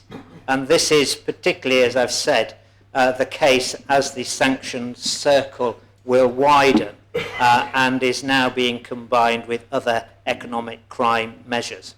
And I would expect, and I believe is happening, that financial services industry, and particularly those dealing with Russian customers or assets linked to Russia and Belarus, will be considering the risk status of their relationships and where there may be relevant links to Russian assets. Firms are required right now, whether those assets or clients are the subject of sanctions, firms are required to take action to mitigate the changing risk profile. That's why I have every confidence in saying, sir, that the financial services industry today has changed, is absolutely aware of its international responsibility and acting in concert with the international community in this regard. And therefore, sir, despite the Deputy's opening comments, I absolutely join with this Assembly in condemning the invasion in the strongest possible terms and in standing as a community in ensuring that we give every support and that no stone is unturned in supporting Ukraine and the Ukrainian people, sir. Thank you. Very much, Senator. Senator Mizek. Thank you, sir. I wholeheartedly agree with every word spoken by the External Relations Minister just before.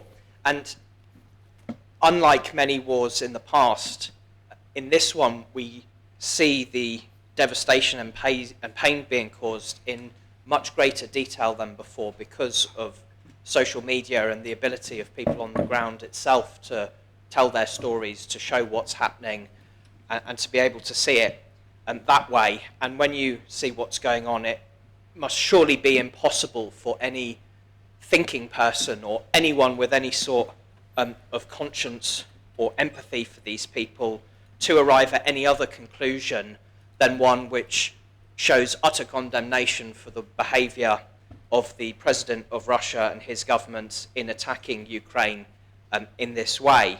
And in determining how we respond to it, I think an approach based on keeping a cool head, not supporting a trigger-happy approach that can often lead to escalation and even worse devastation in the long run, but one which focuses on diplomacy is always the preferred method, although I stress that I'm certainly no pacifist. And in seeing the wording of this proposition before us, and it being clear in that wording, I hope very much that this Assembly will vote unanimously to support it, to show our position as the representatives of the people of Jersey, our position in solidarity with those who have been subjected to the crime of invasion and war from a leader who is behaving in the most despicable way. Many of us will have seen the speeches which he has given on Russian TV, which will have seen translations for. And I watched one of those recently and simply couldn't fathom the delusion that he was propagating, his complete misrepresentation of the history, not just of the Russian Empire and Soviet Union, but of Ukraine as a nation and a people as well, and demonstrate what a danger that approach is, not just to that region, but frankly, for the whole world, and a danger which he has been for a very long time. And so I wholeheartedly support this proposition and would say, sir, that I think the response from the External Relations team so far has been outstanding. It has been quick, it has been decisive, and we should be very pleased with that, not just in the application of sanctions, which are a must in this situation, but also in the ability to provide support for Ukrainian people in Jersey with families there as well. And I would include in that, of course, the Overseas Aid Commission and the work that we will hope to hear more of in the coming days and week of what can be done there. When I first saw this proposition had been lodged, I recalled immediately P12 2003 was a proposition that few people in this Assembly would have been around to witness that debate, but that was a proposition lodged by Deputy Southern in the run-up to the invasion of Iraq. And I'm quite proud that this Assembly adopted that proposition. It wasn't a unanimous decision, but it was a proposition in condemnation of what was about to be the invasion of Iraq, which many people at the time knew was the wrong thing to do, that it would cause devastation and that it would cause instability, and which history has certainly vindicated. In that instance, this States Assembly, on behalf of the people of Jersey, took the right decision, and we can take the right decision today to condemn the war led by the Russian government. And it is constitutionally appropriate for us to do that, although we tie our foreign relations to that of the UK, and often follow them. We do have our own voice, and when it comes to international injustice, we should not be afraid to do so. So I had just one final point to make at the end of this, and draw it from personal experience, and it relates to something that Deputy Higgins has a point that he's made a few times, which is that one of my heroes when I was growing up was my grand-mère, my Breton grandmother, who lived in France as it was occupied by the Nazis, and told us the horrible stories of the things which she and her family had to endure, the atrocities that happened in her neighbourhood. And I saw her as somebody who then went on to have children, one of whom was my uncle, who ended up moving to the country which had occupied her community. He moved to Germany. He married a German woman and had a family there where he lives to this day, and my grandmother would visit and she would come back and talk of the warmth that she was treated with the people of Germany, despite the fact in her youth that had been a country and community that had occupied and delivered unspeakable horrors through their regime at that time. And so, as well as a statement in solidarity with the people of Ukraine and in condemnation of the atrocities being committed by the Russian government, I think it is worth saying a word of support to the extremely brave men and women in Russia who are acting as dissidents against the government for what they're doing, who are braving being faced with persecution themselves. We know by a government that has pretty much no respect for human rights as well.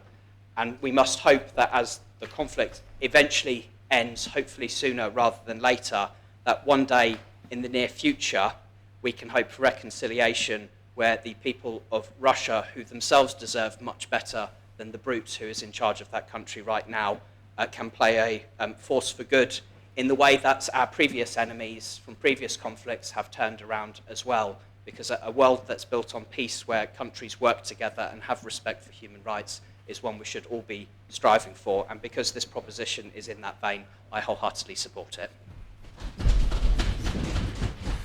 Deputy Morell.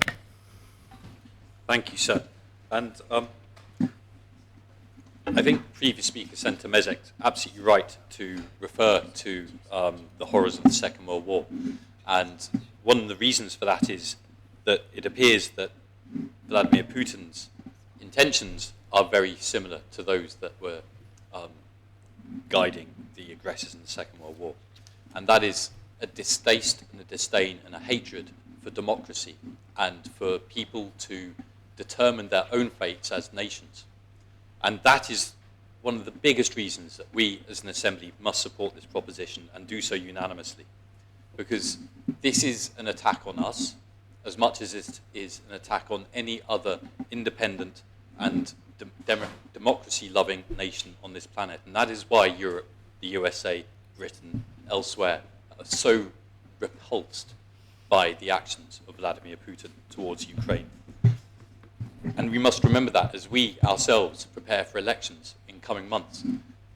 Those elections are fragile and they must be protected. And the best way to protect our elections and our democracy is to encourage everybody here in this island who can to go and vote. Because we see what happens when people when people don't get the opportunity to vote. We see what happens when people who have a disdain for democracy try and stop people voting. It ends horrifically. And we must do everything we can to show to Vladimir Putin, as tiny as our action is in this regard, that what he is doing is entirely wrong and horrific. I was very pleased, and I agree, that External Relations Minister and his team and his department have worked very swiftly to enact sanctions, to provide support, and to work with the Home Affairs Minister to encourage the UK as much as they can to provide the flexibility we spoke of earlier today. I was also pleased the External Relations Minister said that no stone would be unturned, because I do fear that there is a stone that is being left unturned, and that is quite simply Jersey is not enacting EU sanctions alongside UK sanctions, and that means there are holes in the sanctions that Jersey could be offering.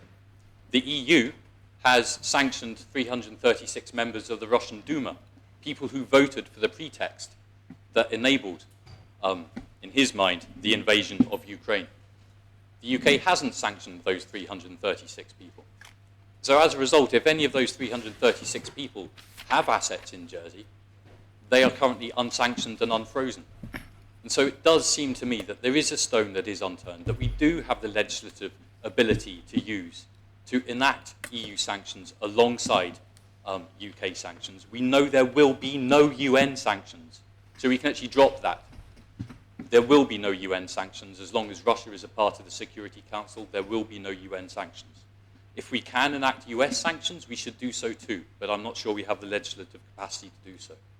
But so, sir, I believe that in accordance with this proposition, the support for Ukraine would include the support for the EU sanctions, which would make sure that there are nobody who is on the EU list of people who should have their assets frozen that aren't on the UK list of people who should have their assets frozen, that those people would not slip through the net here in Jersey. So I ask the External Relations Minister to please look at doing that, because we have the legislation and it is only bureaucracy that stands in the way of that fairly simple manoeuvre. Sir, I urge all members of this Assembly to vote for this proposition. We must stand against this horrific, barbaric action by the Russian president. And whilst it is correct that the Russian people as a whole, this is not their war, but there are oligarchs and there are people, politicians, who are not the president of Russia, but who support and enable the president of Russia in his actions. And so we must, and that is why I ask for the EU sanctions as well, we must make sure that all of those people are targeted and that Jersey is not a refuge for any of their assets or their money. Thank you, sir. Thank you much, Deputy. Does any other member wish to speak on the proposition? Deputy Pamplin. Thank you, sir. I've, quite unusually for me, got no notes in front of me. I've written nothing. But I wish to speak because it is a privilege to stand as an elected representative in a democratic parliament, our state assembly, and feel obliged to do so. If you said to me 4 years ago when I decided to stand for election that in the 4 years of office we'd go through as an island a global pandemic, separation of Brexit, announce a climate emergency, and now be standing and talking about the greatest threat to the world and Europe, denouncing a leader of a G7 nation who's decided to invade another sovereign country. I don't think I would have believed you 4 years ago, but here we are. But that is where the parallels stand, because today is not about us. But the parallels of the current leader, the president of Ukraine, who is leading his country, is also one of the greatest things to come out of this issue, that the great powerful point about democracy is people can be voted by the people to positions, no matter where they come from, no matter their backgrounds. The current president of Ukraine took part in the Ukrainian Strictly Come Dancing. He was the voice artist and actor of Paddington Bear in the recent Hollywood movies. He is now standing on the trenches and defending his country and inspiring the world on what is achievable in the face of some of the darkest days. And we cannot be under any illusion going what's just happened and what is happening right now as of 10 minutes ago, some dark days are ahead. And it would be inconceivable that this island, 80 to 85 years ago, where this island and our relatives and the people that we hold true and we come to collectively remember every 9th of May, do not go as far as we can to accept anybody who needs our help. That's what this island did.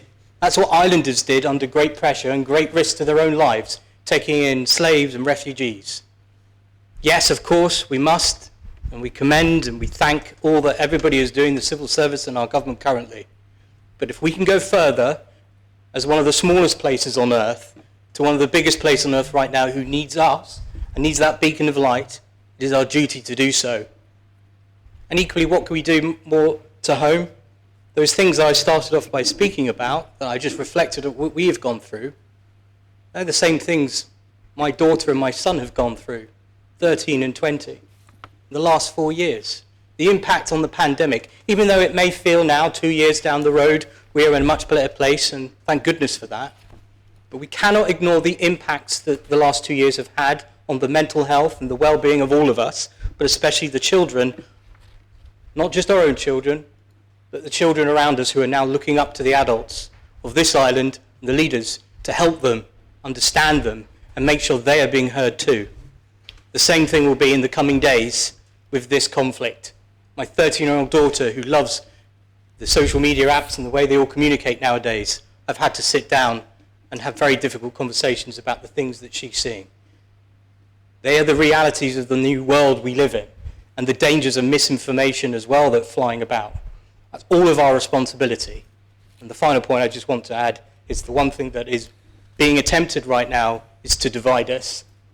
And that's going to be tricky as the election is coming forward. Now is not the time. robust debate. That's what this Assembly does. That's what we're here to do, to make the decisions to make this island a better place. Thank you, sir. Thank you very much, Deputy. Does any other member wish to speak on the proposition? If no other member wishes to speak,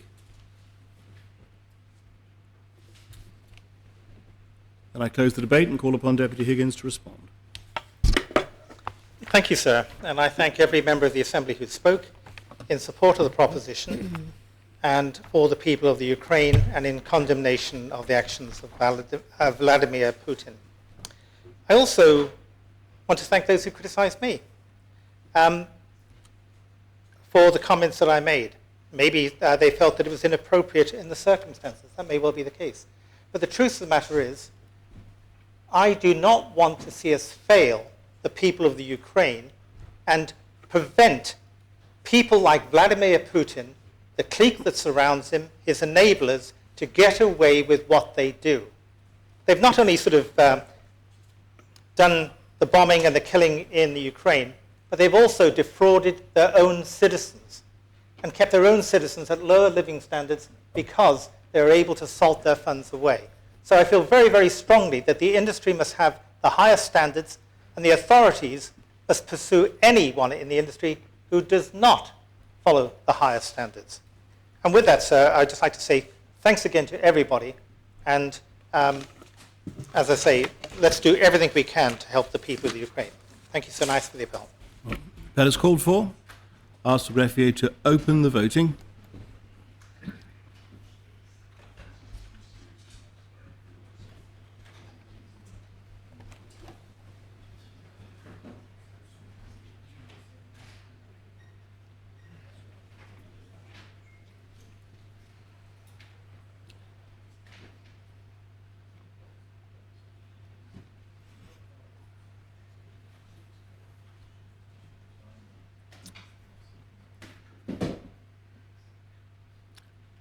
Members have had the opportunity of casting their votes, and I ask the greffier to close the voting.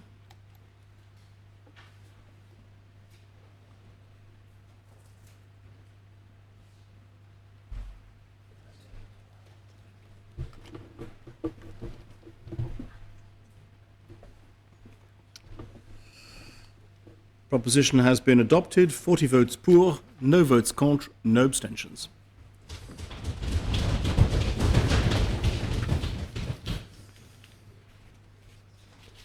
Very well. The next item of public business is Ordering Council adoption of new canons, P12, lodged by the Chief Minister. The main respondent will be the Chair of the Corporate Services Scrutiny Panel. And I ask the greffier to read the citation. The states are asked to decide whether they are of opinion to A, endorse the attachment of Jersey to the Church of England Diocese of Salisbury instead of the Diocese of Winchester, and to agree, including for the purposes of Article 31 of the States of Jersey Law 2005, that a request be made to Her Majesty in Council for the making of an order in Council providing for the attachment of Jersey to the Diocese of Salisbury, for the transfer to the Bishop of Salisbury of all such jurisdiction as the Bishop of Winchester has in relation to Jersey, and making certain consequential amendments to legislation affecting the Church of England and Jersey to reflect such transfer, including revoking the Order in Council of Elizabeth I of the 11th of March 1569, whereby Jersey had been attached to the Church of England Diocese of Winchester, and B, endorse the amended canons of the Church of England in Jersey as set out in R8 of 2022 and as approved by the Right Reverend the Bishop of Salisbury, the Dean of Jersey, the Ecclesiastical Court and the Deanery Synod of the island, so that the draft canons may be submitted to Her Majesty with a request that an ordering council be issued bringing them into force in Jersey. Chief Minister. Thank you, sir. The Connotar one will be acting as rapporteur for this Connotar. item. Thank you, sir. And before I start, if I could just very briefly thank you for your kind words this morning in relation to my father-in-law, which are much appreciated by my family. Thank you, sir. So before I start the first proposition, I would like to take the opportunity to thank the States Assembly for agreeing to take P1220 2022 and P1022 and it says here as the first items, but as we know, it's not the first item, and I think we all understand what an important debate that was, and of course we're very happy to come second. So much of the work to bring canon law to the Assembly began before the COVID-19 pandemic, some 2 years ago. And it is unfortunate there has been some considerable and protracted delay. I would also like to put on record my thanks to the Deanery Synod in Jersey for their hard work in bringing this matter to a conclusion so that it can be brought to the Assembly today, and personally to the Dean for his advice to me in this matter. A private briefing on this subject was held last week, which I hope members found useful. Notwithstanding the length of the canons, I hope members found the time to consider the proposition, canons, and subsequent addendum. This debate, I'm sure, will prove to be a varied and full debate, and I welcome members' views accordingly. So, for the avoidance of any doubt, I should make it clear that P12-2022 first asked members to endorse the attachment of Jersey to the Diocese of St Salisbury and seeks to ask Her Majesty to make an order in Council to effect that transfer. This same proposition asked members to endorse the making of a separate order in Council to bring into force the canons of the Church of England in Jersey, as approved by the Right Reverend, the Bishop of Salisbury, the Ecclesiastical Court, and the Jersey Deanery Synod, which of course includes the Dean himself. The canons for Jersey, as presented in R8 2022, have not been updated since 2012. As has been the case since 1623, our canons have followed the English canons as a matter of principle, with few departures other than for matters where ecclesiastical or constitutional, or where ecclesiastically or constitutionally Jersey differs from England. I do appreciate that some members are concerned by the way in which some of the clauses are worded within the revised canons, although a number of improvements have been made. And I'm sure there will be future revisions to the canons as directed by the Church of England. I'm aware that this will be covered by the Dean, but I just thought it important to raise this at the earliest point in this debate. So what is being proposed today is the will of the Church of England, having received episcopal, decanal and synodal approval. Members, of course, are under no obligation to pass this proposition, and it is entirely in the gift of the members to discourage the endorsement of this proposition and critique the canons if they so wish. Should members not pass P12-2022, the Church of England in Jersey will remain out of step within the wider institution, particularly on matters of gender equality and safeguarding. And I think it would be regrettable if canon law was further delayed, given the initial interruption caused by the pandemic. Sir, whilst the Church of England has approved the diocese transfer and the canons for Jersey, it is ultimately for members to decide whether they are of the opinion to endorse these approvals or not. I think as members will appreciate, this is an unusual proposition I bring before them today, but the question is a relatively simple one. So turning firstly to the transfer of diocese, the fundamental recommendation arising out of the Commission established by the Archbishop of Canterbury to report on the relationship of the Channel Islands to the wider Church of England was for the Channel Islands to move from the Diocese of Winchester to Salisbury. This followed a period of considerable difficulty where the respective deaneries of the Channel Islands experienced, in their view, complications with the leadership of the Bishop of Winchester. Jersey has been attached to the Diocese of Windsor since 1569, which, as members will appreciate, slightly predates me. Whilst I can appreciate that members will naturally regret that Jersey now looks to formally change the diocese after some 400 years, it would be remiss of me not to stress that the island's relationship with any diocese of the Church of England is explicitly from the bishop of that diocese, not the diocese itself.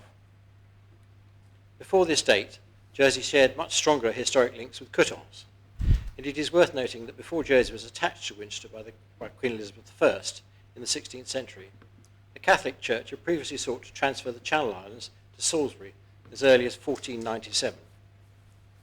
Whilst the move to Salisbury might seem to be new, and is of course a historic change, the idea to attach the Channel Islands to this diocese is not entirely new. So both deanery synods in Jersey and Guernsey have endorsed the Archbishop of Canterbury's recommendation in this respect. The Diocesan Synod in Salisbury also approved the recommendation, and the measure to provide the legal basis for the transfer was approved by the General Synod of the Church of England in February 2020 at the UK Parliament, and has latterly received royal assent. What is being asked of members is for the approvals to be endorsed by agreeing to seek Her Majesty to make an order in Council to bring this transfer into force. So in practice, the Channel Islands are already acting as if they were attached to the Diocese of Salisbury since they signed a Memorandum of Understanding on the 11th of December 2020. The islands enjoy an excellent relationship with Salisbury, and the recent appointment of the new Bishop of Salisbury in January this year, the deaneries of both Guernsey and Jersey feel they can start afresh with nurturing their relationship after what has been a very dark period. This is the only cause for further endorsement, and I hope members will be supportive of this new chapter in the Church of England. So if I can now touch on the canons. As mentioned earlier, the second purpose of P12/2022 is to ask members to endorse the canons of the Church of England for Jersey. Should this proposal be passed, Her Majesty will be asked to make an order in Council to bring this into force, bring to force the canons in Jersey. Jersey had its own canons since 1623 and has followed English canon law as a matter of course, with relatively few departures other than matters where ecclesiastically or constitutionally Jersey differs from England. The current canon law in Jersey has not been updated since 2012, and as such the canons as they currently stand are considered out of step with the wider laws of the Church of England. These newly revised canons go some way to remedying this. As would be expected, the Jersey canons reflect English canon law as much as practically possible. Any subsequent revision to the English canons would necessitate a revision to the Jersey canons, as is the case being presented to you today.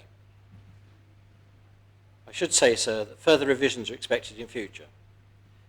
The new canons, however, improve what's currently in place, and as I said, these canons are now over a decade old.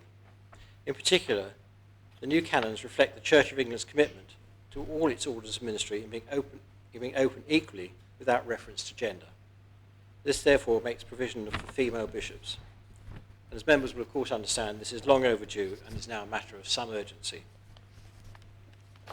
Whilst the canons do not currently make provision for fully gender-inclusive language, when the Church of England begins its work on revising its canons, then it is the work that will be replicated in the Jersey canons.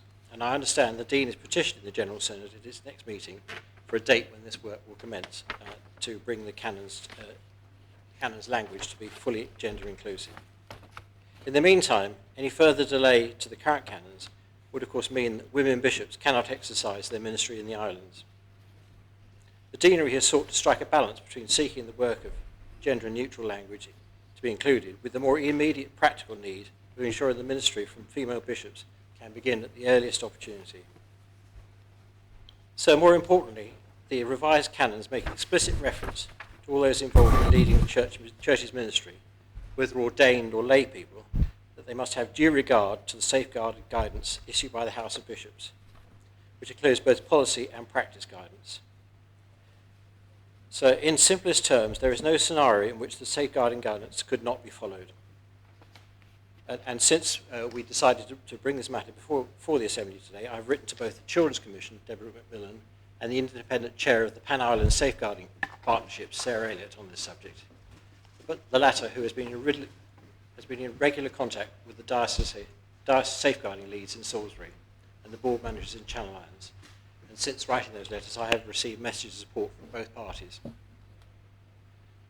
So I'm sure the Dean will speak during the debate on the subject of both the canons and the transfer, but in the meantime, sir, I make the proposition. Very much. Is the proposition seconded? Yes, sir. Conataba St John. Thank you, sir. So this is a subject I've been following since 2014, and I've met with previous chief ministers and written to your predecessors on the very subject. We're being asked to approve new canons as a separate report, sir. The last time the canons were put before this Assembly, they were part of a proposition, yet today we have them as a report. I did try bringing amendments to the canons, but was informed that as Assembly members, we couldn't. We either vote for or against. Sir, in my view, we're either responsible, as we're being asked, or we aren't. Despite it being 2022, the language used is not inclusive and is not consistent. And I'll return to this shortly. We've just heard from the Assistant Chief Minister the importance of passing the canons because of safeguarding being one of the reasons. Well, I'm delighted to say that there have been great improvements when it comes to safeguarding in the Church of England, led in no small part by the Rector of St John. And we've also got best practice to follow, whether this is passed or not passed. It's unrecognisable from where we were. Perhaps today we should be having a debate about should we still be funding the Church of England? Should the Dean be a member of this Assembly and or the Rectors continue to be unelected members of parish roads committees? As one local commentator observed on Saturday when commenting on an article about Church of England finances in the Times, he asked the question, why as a parishioner who is not of Church of England do I have to maintain the parish church, pay for the rector and the rectory when they have so much cash? Well, the reason, sir, the current situation is history and tradition. If we're being asked to do away with history and tradition in terms of the diocese, perhaps we need to look at these matters more closely. We're being told that there's a need to do this now. The fact that they've been in discussion for such a long time is not the fault or the responsibility of this Assembly. The English canons are due to change in the near future. So why don't we wait?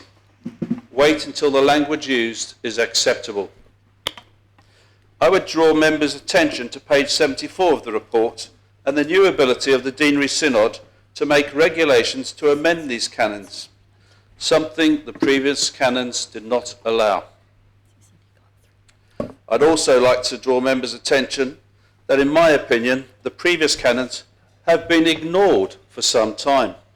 In fact, sir, as I mentioned, I wrote to your predecessor back in 2018 to challenge the oaths that rectors and indeed the Dean had taken, as they did not follow the canon law and C14 in particular of that law.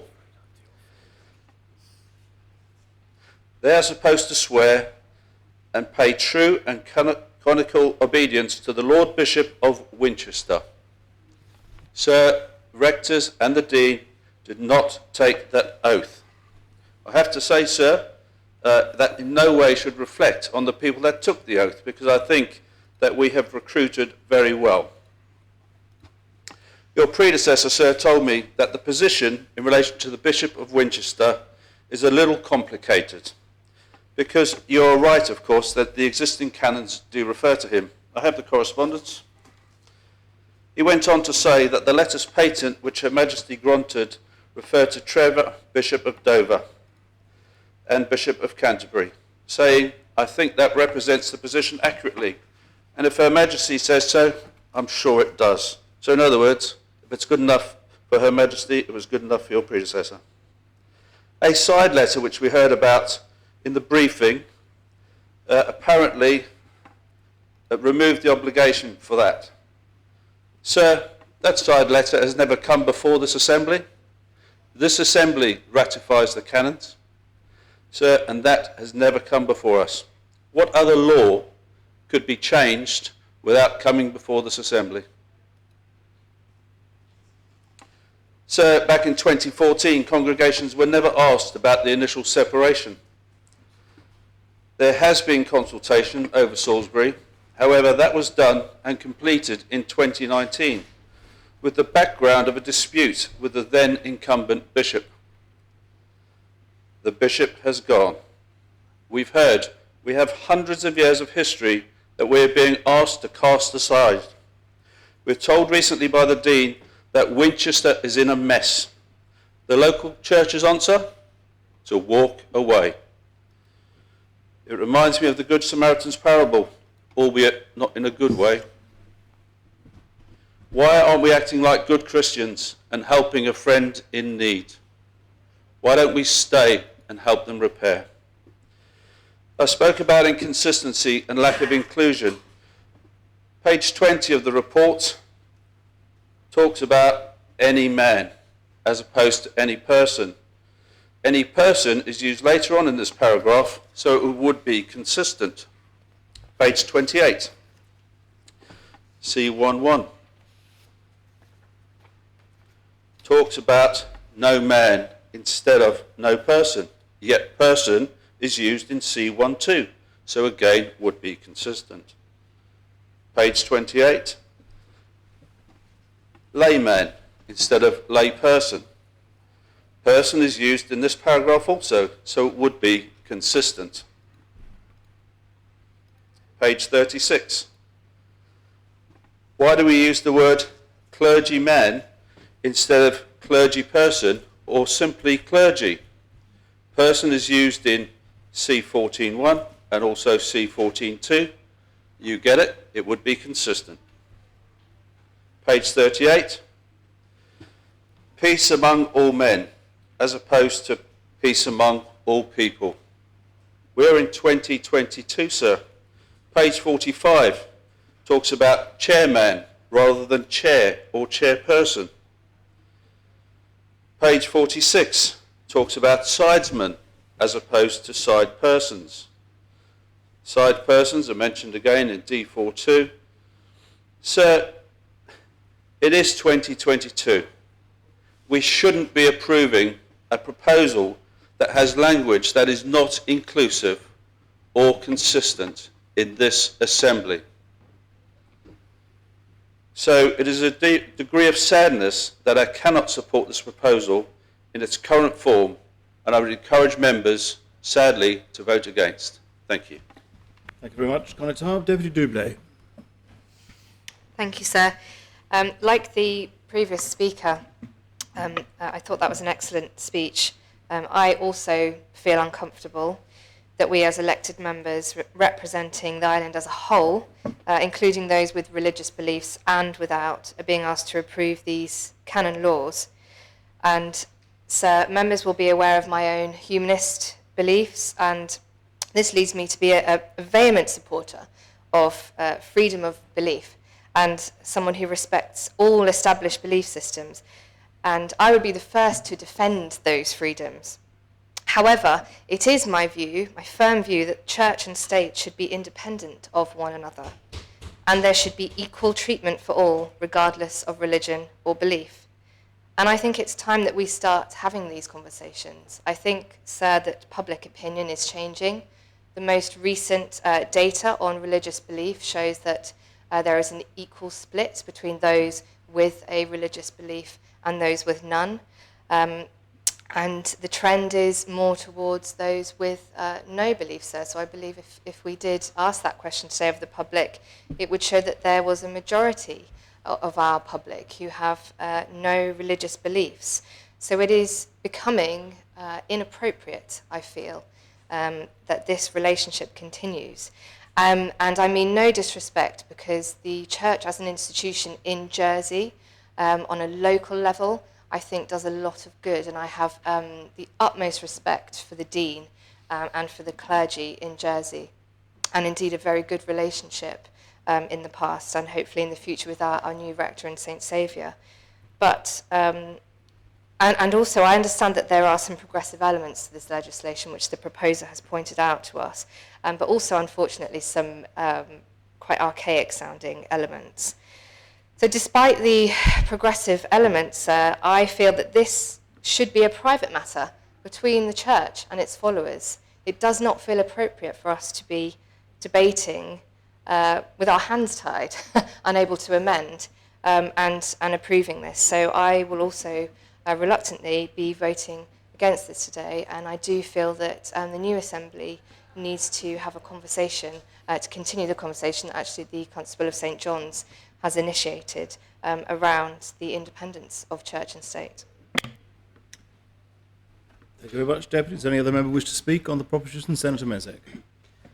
Thank you, sir. And it follows on in a similar theme to the previous speaker. When you're in this assembly, and especially now that we're back in person, it can be very easy to get caught up in the bubble here and not necessarily question why we do things the way we do them.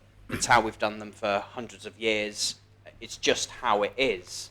But when I saw these, when I saw this lodged and began reading through it, I couldn't help but think what a complete waste of my time it was. This is nothing to do with me as a non-believer. What right, frankly, do I have to have any say on this. I consider it a private matter for the Church of England how it wants to organise itself and associate itself with whatever branch it needs to for whatever practical reasons it considers. It is, frankly, in the year 2022, ludicrous that an elected parliament would consider this its business and to have a role in it.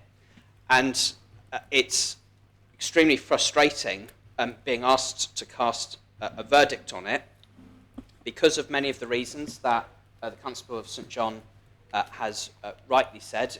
I have a vote on this, so I will have to cast it in some way, and will try to do so in the way that leads to the best outcome, even though I don't think we should have this debate in the first place, and I genuinely don't know which is the best way to vote. Is there a way of casting my vote to at least assist in moving in a more progressive direction, or is it better to vote against it and say, have a better think about this and come back with something better, alongside that conversation that Deputy Dublé has said that we ought to have about how we can find a fit-for-purpose place for what has until now been the established church of this land in our society, where it can continue to play an extremely positive role in our community, at the forefront, often supporting some of the most vulnerable people in our community and providing some sort of moral guidance. And as a non-believer, I actually think they would be more effective if they weren't constrained by having to have this relationship with the state, and would be free to speak out in ways in which I think they would be very welcome, especially when we face some of the difficulties we do on poverty and issues like we have just debated on war. And I guess as a closing point, I would say the worst consequence by far of adopting that approach would be to not have the permanent representation of the Dean in this assembly, who regularly makes excellent contributions, although I suppose the flip side to that would be that he would therefore be eligible to run for deputy, and I'd be sorely tempted to vote for him if he did that. That would, of course, be the worst consequence of this. So I say that to simply have that on record, that this is an inappropriate debate for an elected parliament to be having, and that I hope some point in the near future we can consider having a solid place in our community for the Church of England, which is historically a valuable institution for our society and in many ways plays a positive role, but that we can actually look at having a modern way of doing that. And I will say, my goodness, it does need some modernisation in many respects. So how will I vote? Haven't got a clue. Thank you very much. Senators, does any other member wish to speak on the proposition? If no other, Senator Moore. Thank you, sir. I was rather hoping to wait for the Dean to speak, but he appears to be furiously taking notes. So, yes. So, sir, I just thought it would be helpful to update the Assembly as to the activities of the Corporate Services Scrutiny Panel in relation to these two propositions or reports. I think the difference between, the situation has been well outlined by the Constable of St John. So the panel have been very grateful to both the Assistant Chief Minister and the Dean, also the Attorney General and officers, for providing private briefings in relation to the Order in Council and the adoption of the canons. The panel has noted that the differences that would be experienced within the island if the proposed canon laws were adopted would be in the way that the Church of England was administered, especially in terms of safeguarding. But as the Constable of St John has pointed out, there are already, progress has already been made with that regard, and the canons of the United Kingdom remain to be updated shortly.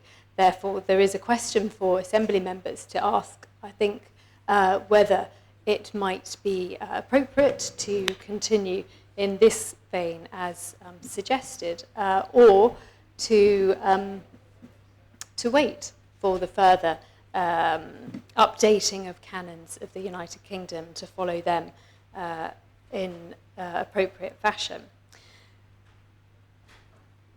We also, sir, have experienced a slight problem with the appropriate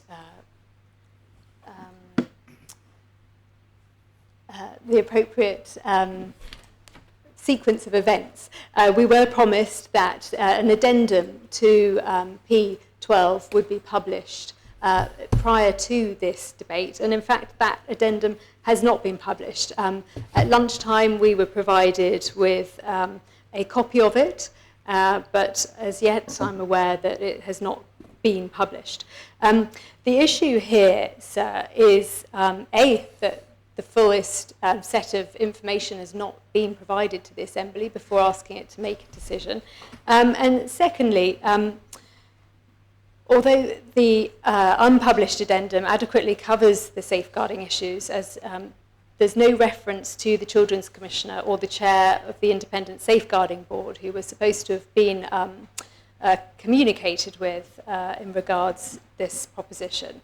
There also appears to be a reference in the unpublished addendum about the modifications of the canons in the future and any role that the Assembly may or may not have.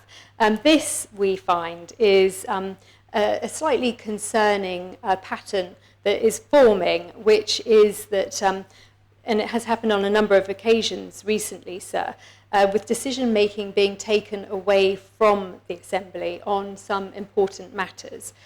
For example, recent changes to the Public Finances Manual, for example, that have that now mean that transfers between heads of expenditure, which have happened quite regularly in recent years, are no longer a matter for the Assembly and indeed don't have to be published. So we would respectfully request that the Assistant Minister clarifies these points with the Assembly before we make our decisions today. And, well, if I, personally speaking, sir, I will be listening very intently to the Assistant Chief Minister's summing up and to the Dean, of course, as well, to dispel any concerns I have, because at the moment, sir, I would be with the Constable of St John, who I know has followed this situation extremely closely and with a great passion over the coming years, and I could not elaborate upon his very eloquent speech. Thank you very much, Samson. Does any other member wish to speak on the proposition? The Dean. Thank you very much indeed, sir. And I'd like to thank those people who have spoken so far, and I hope that my speech will clarify some of the comments that have been made. First of all, I'd like to thank the Assistant Chief Minister for presenting this, and also to add his thanks to you for bringing this early in the sitting. Tomorrow is, of course, Ash Wednesday, Lent. The Archbishop of Canterbury and the Pope have called for there to be an international day of prayer for the people of Ukraine, and I will be otherwise engaged for much of the day. What I'd like to do, if that's okay, sir, is to address the part A and B in reverse order, starting with part B, and perhaps by giving a little bit of historic background to the canons, which may help people to understand some of the changes that we have made and some of the changes that we have not made. And I do share some of the frustration that the Constable of St John's has expressed here, and I've had a conversation prior to this about this regarding archaic language and the lack of consistency in some of the text and the lack of gender-neutral language. There is a sort of historic quirk that leads us to that point, and I, for one, actually fought very hard for this to be gender neutral in language, but because of the principles that we follow, that was not possible. So if I may, I'd like to address part B first. The islands were attached, as you know, to the Diocese of Winchester in 1569. In the early 1600s, King James I sought to bring some uniformity to the English Church following the very uncertain years of the Reformation, and produced English canons in 1604. Now, at that time, Jersey, not Guernsey, Jersey had not had a dean for over 50 years. And the church in Jersey had fragmented in terms of its common life and belief. So King James I sought to bring a sense of unity and belief and practice to Jersey, as in England. And in 1623, the Jersey canons were produced after a long and protracted period, and not without some difficulty. 'Twas ever thus. There were three guiding principles to these canons promulgated by the king, which are laid out in the proposition. The first is the direct relationship of the island to the crown, hence preserving that sense of self-determination so critical to our culture and distinctiveness, and I'll come back to that later. That Jersey custom and tradition would not only be respected but take precedence, and that, for example, is reflected in the role of the dean, which is unique to the Channel Islands, and things like the ecclesiastical court. And thirdly, and the one that sort of ties us up here, is that the Jersey canons should follow the English canons wherever possible. And that is really critical in understanding some of the changes that we have and have not made. In revising these canons, sir, there were some matters that needed urgent attention. And one of them, as already been alluded to, was the matter of allowing women bishops to exercise their ministry in the island. When the 2012 canons were produced, this was not part of English canon law. But the legislation was subsequently passed in England in 2014. Now, that was after our breakup with the relationship with Winchester, and we've just not had the opportunity to do that. So it is a matter of some urgency. And so the canons presented today include that all-important change. And it is, as the Assistant Chief Minister said, long overdue.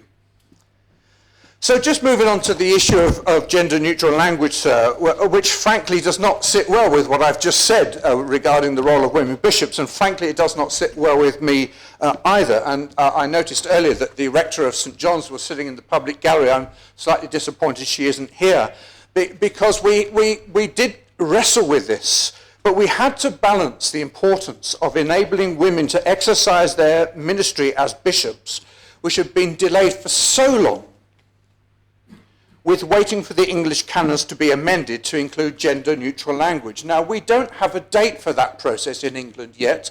I'm now a member of General Synod, which is the national legislative body of the Church of England. I will be addressing that at the earliest opportunity with them at their next meeting. But this may take 2, 3, even 4 years. As the Senator said, things move frustratingly slow here. But when that process happens in England, it will trigger change in ours, but it doesn't really make sense, sir, for us to revise our canons to include gender-neutral language, only to have to change them again when English canons are revised, and we find ourselves diverging with our canons. And in the meantime, as we do that, we continue to deny women bishops the opportunity to exercise ministry here. So if the canons don't go through today, we revert to the 2012 canons, which does not allow women to be bishops. And I agree with a sense of frustration over that, but we are where we are. The Assistant Chief Minister has also brought to your attention a second critical matter regarding safeguarding. And we all recognise that since 2012, when our canons last came out, the landscape has changed beyond recognition in safeguarding practice in all our institutions. And I join with the Constable of St John's in hailing the work that the Rector does on behalf of the Deanery in our safeguarding matters. We now have extremely robust procedures in the island. And to answer the Corporate Services panel question, we are in regular conversation with the safeguarding boards here. And in fact, the diocesan safeguarding advisors come over regularly and have meetings with both the police with regard to things like contracts for those who have had previous convictions, and are in very regular conversation regarding these matters. But embedded in the new canons is a small phrase that is critical to our future with regard to safeguarding, and that is that we give due regard to the bishop's guidelines. This is critical, and it means that clergy or lay people cannot interpret safeguarding rules as they see fit. They must follow the robust procedures that the bishops have laid down. And that means that we all work to the same standard and principles in safeguarding, and without it, we leave ourselves particularly vulnerable should a serious case be brought forward. And again, if we don't approve the new canons today, it reverts to the old canons of 2012, where there are almost no references to the safeguarding procedures and processes that we now have in place. The third area of change, sir, is in the matter of clergy discipline, where the dean will no longer play any role in that process, and rightly so. And instead, the dean's role is to offer pastoral care should a priest be subject to disciplinary procedure. It also deals with the separation of powers should the dean be subject to discipline him or herself, in that the dean no longer appoints anybody who may be involved in that disciplinary process. And that is essential, sir, in ensuring a culture of transparency and accountability as we move forward. Another critical area of importance, sir, is that the new canons now ensure compliance of the disciplinary provisions with rights afforded under the Human Rights Law Jersey 2000. And currently, sir, they do not. And the final area of importance, which the Constable of St John's rightly drew to our attention, was the section on, I think it's page 74G 4 to 9, which will enable a simplification process for bringing English church measures which need to apply to Jersey more quickly, and which will enable us to deal with the backlog that has been left untouched in the last 9 years. And this basically means for small amendments to the canons that deal with day-to-day processes, we do not need to keep bringing them to the States, so that the States is not caught up in all the minor changes and minutiae of the Church's processes and procedures. So this section gives us the ability to bring these minor amendments as long as they are agreed by the Bishop and the Synod. So, sir, endorsing the canons today, although containing some frustrating compromise and temporary lack of gender-neutral language, it does mean that we can move forward and get on with ministry in our respective communities that have been praised by other speakers here. And then we will push for the revision of the English canons. And I invite members, should you approve this today, to hold my feet to the fire on this. I will be speaking to lawyers in Church House in London, where I regularly visit, and will be expected to hear from them when the canons in England will be revised. I am frustrated myself, sir, with some of this, and particularly with the archaic and unhelpful language. I think the Constable of St John's needs to understand that much of the inconsistent language simply reflects the English position, and we have not been able to revise it in the way that we would choose to do from the bottom up. That would be an interesting and good exercise to do. So just to address one or two other comments that were made there, in terms of questions regarding the Dean in the States, being on roads committees, the church and state being independent and disestablishment. So I welcome those conversations. I think that's a healthy thing to do. I've got absolutely nothing to hide on that matter, if that's entirely a matter for these states. But with all due respect, I don't think this is the moment to be having it.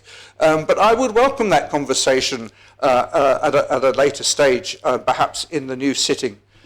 So I have no issues there. Mr. Dean, could I, the Constable of St John's has had his light on for a while. I wasn't sure if he wanted to raise a point of order or a point of clarification. A question after the Dean has finished, to the Attorney General, if I may. To the Attorney General? Well, yes. Well, then that will wait until the end of the Dean's speech in that case.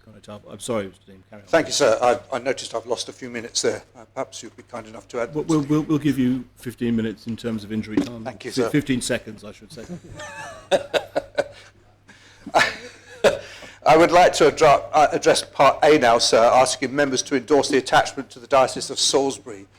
First of all, sir, there is historic precedent for changing which diocese to which we are attached. And has already been alluded to, we were on the journey in 1497 when we briefly went to Salisbury from Coutances before the final attachment in 1569. It has now been 9 years since the islands have asked for a change in episcopal oversight from the Archbishop of Canterbury, following a series of incidents regarding the leadership style and conduct of the former Bishop of Winchester. In Jersey, as you know, this had its genesis in the suspension of my predecessor, But it's very important to understand, sir, whatever our view is of what might have happened in the past, that it was the handling of this and other matters which was an indication of wider issues with his leadership. Indeed, Guernsey requested a change of oversight, not because of the suspension of my predecessor, but because the bishop did not understand the first principle in the canons about the distinctiveness in the islands, and there was a determined pressure to diminish the customs, the culture and traditions of the island churches. And subsequent and very recent events in the Diocese of Winchester have underlined this, and the bishop has been forced to step back. The Constable of St. John's referred to the Good Samaritan, sir. I should add that our beef was not with the Diocese of Winchester whatsoever. Our beef was with the bishop.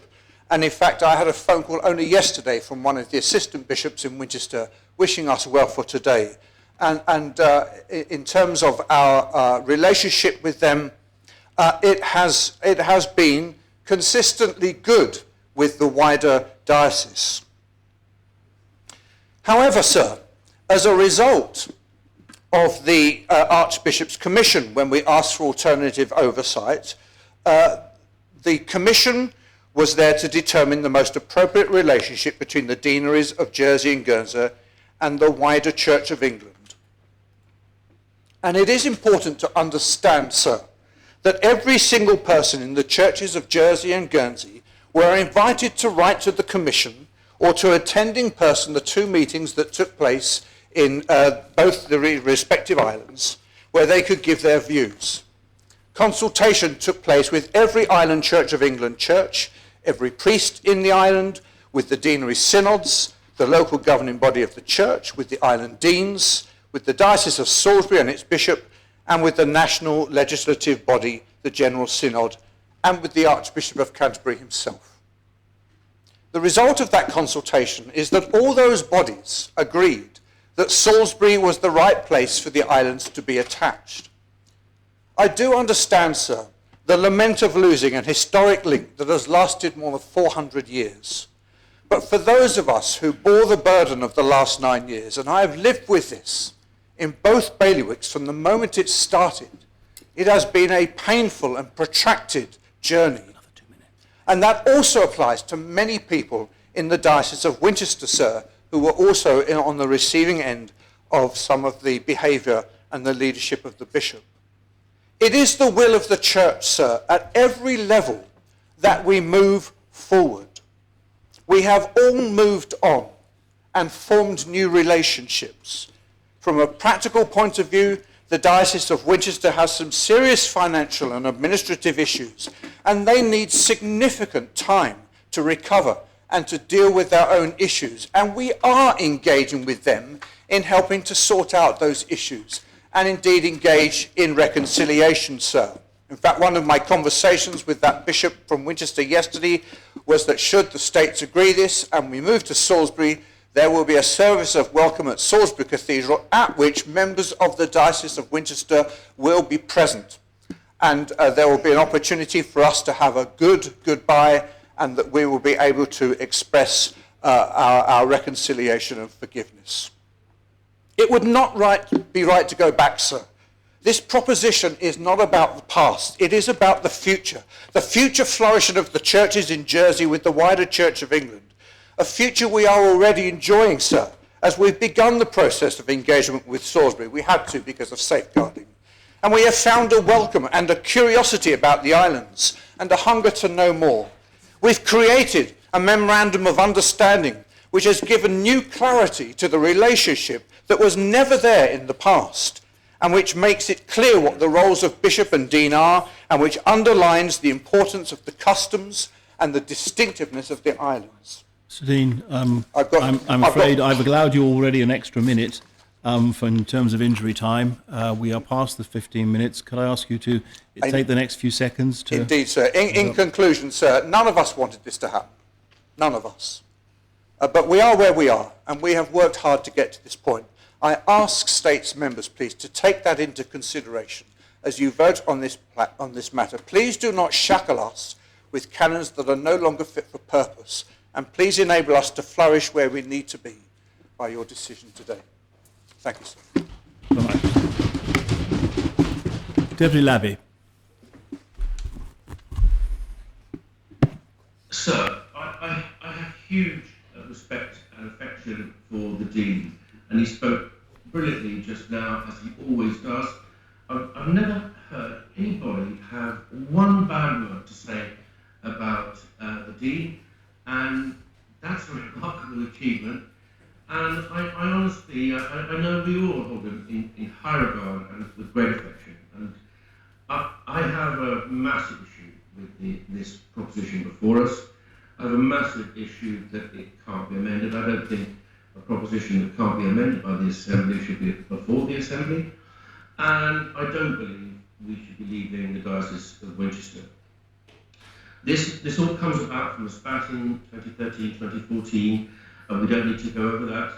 And a spat with Bishop Tim Dakin, who was acting with the full backing of the Archbishop of Canterbury at the time. It was a very upsetting period for a lot of people. And I did go to the meeting of the Synod and members of the congregation held by the Dean at St Paul's Centre at that time to represent the views of people in the congregation that had come to me. And I spoke out at that, and it was at that meeting that we were due to talk about a potential split from Winchester. And I did voice my opposition to that and voice the opposition of those who had spoken to me. And I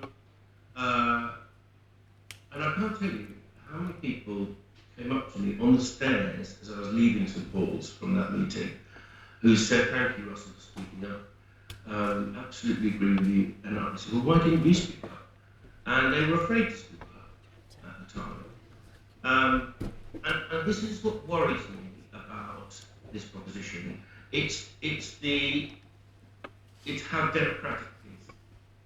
I would absolutely go with this if the congregation had been balloted. There was a referendum. I know that their representatives have met in synod with church leaders, but sometimes they're afraid to speak out. Whilst this may be the will of the church, I would like certainty that this is the will of the congregation. Many of whom, in my church-going days in my youth, felt a great affection for Winchester, were proud to be in the Diocese of Winchester, because Winchester is one of the oldest and most important dioceses in the country. The Bishop of Winchester is automatically ex officio in the House of Lords as one of the Lords Spiritual. St Swithin is a former Bishop of Winchester. Many of the Saxon kings, King Canute, remains lie in the fantastic Cathedral of Winchester, which is like a fascinating museum, even for the seculars.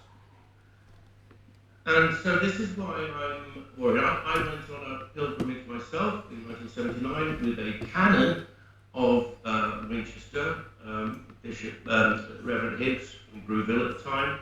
We walked from Dorchester-on-Thames, the old seat of the Bishops of Winchester, to Winchester Cathedral. And I remember many people in the Diocese of Winchester would come and visit Jersey on holiday because they wanted to visit the most southerly point of the Diocese of Winchester and relationships were formed. And then years later, of course, we had this very unfortunate spat, which was deeply wounding and deeply hurtful, and I accept that. But that bishop is now retired. He stepped back a while ago. He was replaced by an interim bishop, Bishop Debbie of Southampton. And on February the 22nd, this year, if I'm not mistaken, apologies if it was last year, but I think he resigned this year, last month, and so he's no longer there. And this surely is the time to at least give some sort of Christian reconciliation with Winchester a go.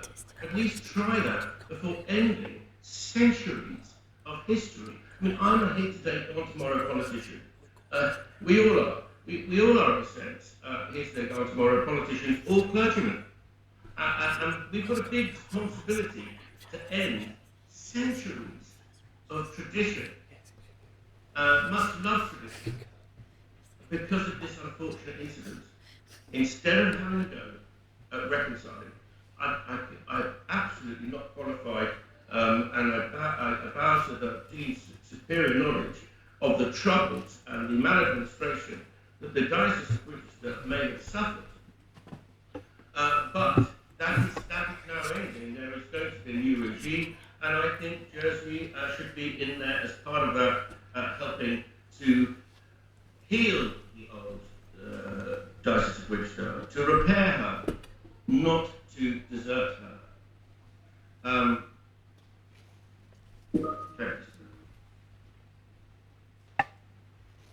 Thank you very much. Does any other member wish to speak on the proposition? Sir, can I ask my question? I beg your pardon, yes. Is there somebody in the chat, firstly, who wishes to speak? Yes, Deputy John. Well, in just a moment, Deputy. You have a question for the Attorney General, Connie Tarbison, John? Thank you, sir. Can the Attorney General confirm that all employees and volunteers are covered by the local laws around child protection, and that as an employer, employees can be covered and volunteers by a handbook, such as a staff handbook, in terms of safeguarding issues? Thank you.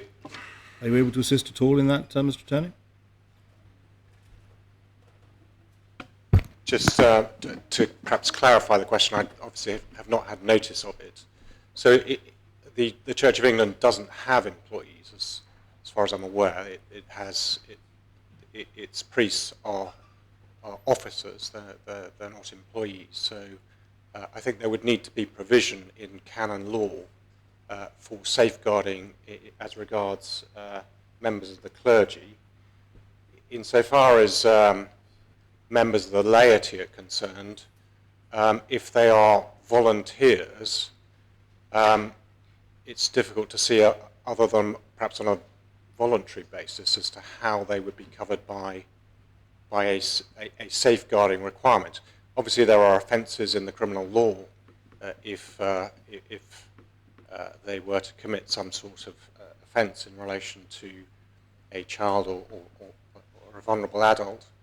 But in terms of safeguarding and having an element of enforcement as regards those persons, again, that is dealt with in the proposed canons, and they would need to be entrenched in canon law in order for those provisions to be effective. So I think that's probably as far as I can take the question at the moment. Thank you, sir. Well, we'll continue. And do you wish more than that, Connie Tarbison, John? No, sir, I just refer to the municipalities who recently issued members a parish standards letter, which members signed up to a code of conduct. And I just question why members of the clergy and volunteers of the laity couldn't do something similar in the absence of a safeguarding law in the canons. Thank you. Is that something on which you can offer a view, Mr. Attorney? I think, again, as I said in my previous answer, that there needs to be an element of law that has to be backed, and that is to be found in the proposed amendments to the canons, which are the subject of this proposition. So it becomes a disciplinary matter if there is a failure to follow or have due regard to the bishop's guidance on safeguarding. That does require backing in law, and that is in canon law. So, I mean, in terms of the voluntary code that has been suggested by the Deputy for parishes, I haven't seen that voluntary code. In terms of its status in law, it's difficult for me to advise in a vacuum. Parishes have employees, and typically, as a matter of employment law, there are contractual provisions concerning obligations on each of the employer and employee, and those may include an element of safeguarding, or they might be found in an employer's handbook, which again may have some contractual force. But in terms of a voluntary code as regards safeguarding, I'm not really sure how much that would have force, either as a matter of private employer-employee employment law, or as regards, I don't think it cannot bind an officer, such as a clergy man or woman, and as regards a volunteer is not an employee, so it could not bind a volunteer. I think that's probably as far as one can reasonably go. Well, I have a further question, sir. I think what the Attorney General's told us is that the law is the law in terms of the canon law. And on that basis, could the Attorney General tell us, under C14, the Oaths of Obedience, page 39 for his reference, how members of our current clergy have not adhered to the current canon law? Thank you. I didn't understand the question, I'm afraid. C39, yes, but what was the actual question? The question is, sir, how, if the law is the law, how can we have current serving members of our clergy who have not taken an oath of obedience as per the Canon Law 2012? Thank you. So I'll do the best I can. C14 is the oath of allegiance to Her Majesty. So I would be surprised if current clergy had not taken an oath of obedience to Her Majesty. If the questioner is referring to C15 and oaths of obedience, then I think I understand him to be saying that in the past there may have been an oath of obedience that was sworn to someone who wasn't the Bishop of Winchester at that time. I think that's the nature of his question. I think my response to that is, well, I'm not sure what that's really got to do with this proposition. This proposition is about introducing new canon law, not about what may or may not have happened in the past. If his question is directed at, well, if this had happened in the past, does that mean that somehow the oaths or the positions of the persons who swore them were in some way defective? My answer to that would be no, I don't think it would, because as I think he may be driving, I think the oath was probably sworn to the Archbishop of Canterbury. The Archbishop of Canterbury is the primate of all England, which includes the Bishopric of Winchester. So again, I think there's probably only perhaps there might be some sort of technical deficiency, but I don't think it's an important one. If the new canons were introduced in any event, if the Assembly were in favour of that, then any member of the clergy would then be subject to the new canons when they come into force. So their oaths they would be obliged to have canonical obedience to the new Bishop of Salisbury. That's as far as I can take it, sir. Thank you very much indeed. Deputy Young. Thank you, sir. This debate has really taken me by surprise. Coming into the debate, I thought this would be a straightforward matter. So I really didn't understand why, as an elected member of the States of Jersey, we are asked to adjudicate on what are religious matters. But I do understand that the Church of England at the moment is part of the state, and therefore laws, etc., apply. Although personally, I am not a member of the Church of England, and really ask myself, well, what am I to do with this? Having been brought up as a Methodist, and absolutely agree, although I'm not a practicing Methodist now, I do have real concerns about the inequality between the Church of England and the non-established churches, particularly things like the maintenance of buildings. where the one good thing about the Church of England being established is we get our buildings looked after. Wonderful historic buildings which are a gem of Britain's history, where sadly non-conformist churches are subject to the rigours of economic pressure and loss and planning issues. But that's by the by. And ask myself, what am I to do with this, which I frankly feel very alien to me? And I read the proposition, what we're asked to approve. The first one, it says that we are being recommended to revoke the order in council of Queen Elizabeth I of 11th of March 1569. I mean, history, at my age now, history has become more and more important to the glorious history of Britain, with probably arguably one of the finest monarchs Britain has ever had. So I'm being asked to revoke something that was done, thereby replacing centuries of history. And then I look at the second part of the proposition. It says to endorse the amended canons of the Church of England. And I have to confess, before this debate, I haven't read R8 2022, which has been lodged, which sets it all out. And frankly, I have to say, I really found that some of that so arcane.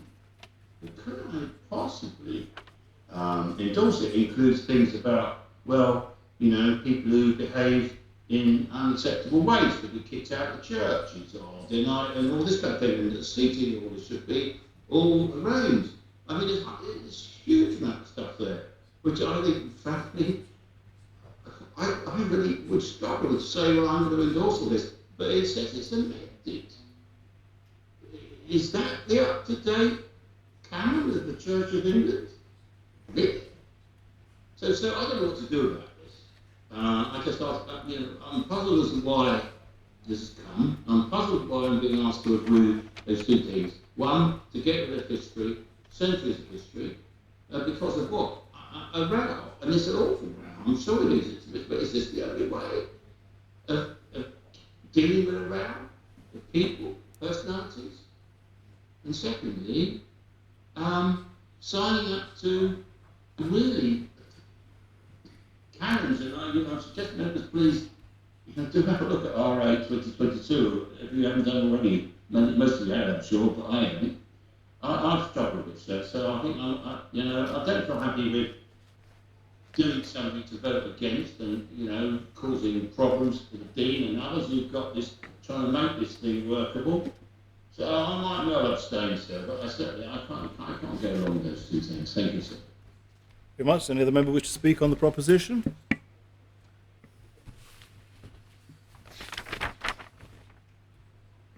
Senator Gorst. Well, so we've heard it all today. Radicals in St John. Who would ever have thought it, sir, in that leafy, lovely, I'm not standing in that district, so you'll be pleased to know, leafy, lovely, glorious, coastal, rural parish is full of radicals, or at least they've voted for a radical. But seriously, sir, in that parish, of course, is a rector that has made really great strides in some of the underlying issues and the personal case that led to all of the difficulty, started the difficulties, which has led to the changes that the States is being asked to endorse today. So I am not surprised and was not surprised to hear the Conitarb's view. He wrote to me when I was occupying a different post, as he wrote to your predecessors, rather than just predecessor, I think. So I am not surprised. I have sympathy with his view, sir, that workarounds which were not in line with the canons, and he's alluded to that correspondence and that side letter, that workarounds that were not in line with the canons needed to be used in order to move that very difficult situation forward. There is no doubt in my mind that that relationship broke down, and it broke down in a very public and difficult way. I'm not sure whether cloaked under a safeguarding issue. And I use those words carefully. And in order for the church at that point, the Anglican Church in Jersey to function at that point, that workaround was needed. And individuals in the church community suffered greatly. And we all know that they did. The lady that had made the complaint and felt hard done by, the processes that were gone through to seek to find some healing, and the effect and the accusations that were made against our poor dean at that time. And so it was right that that workaround was undertaken in my mind. And it was probably the only process open to the church at that point. So, I am not a radical. I believe that all institutions have to modernise to stay relevant and appropriate for the communities that institutions serve. But beyond that, I am not a radical, I am not a moderniser. And yet, sir, I hear the cry of the Dean today so articulated so well, and the cry of the church, and I see we have members of the clergy in the gallery, the cry of the church to move forward. And I understand that cry, sir. These canons, these changes, deal with safeguarding in a better way than it will be dealt with if we vote contra them today.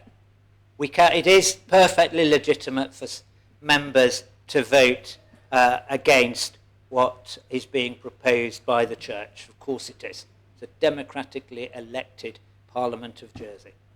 But they will be leaving the church, that community, whether we are of faith or not, that does so much good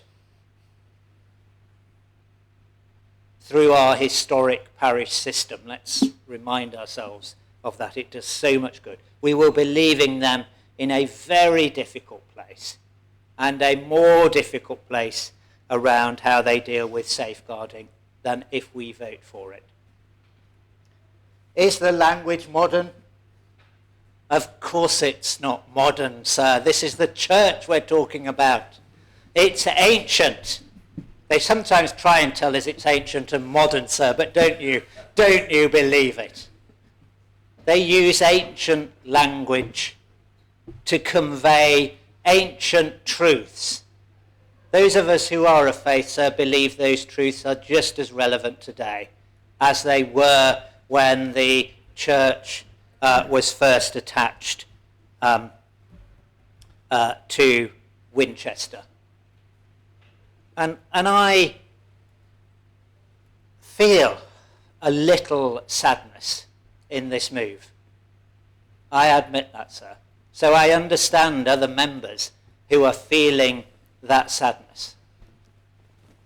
I was fortunate to attend the enthronement of the previous Bishop of Winchester.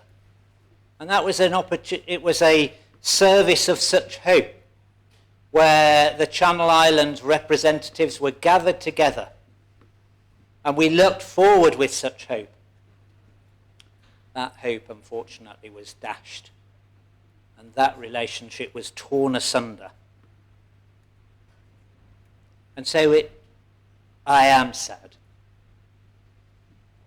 that we are moving today from Winchester to Salisbury.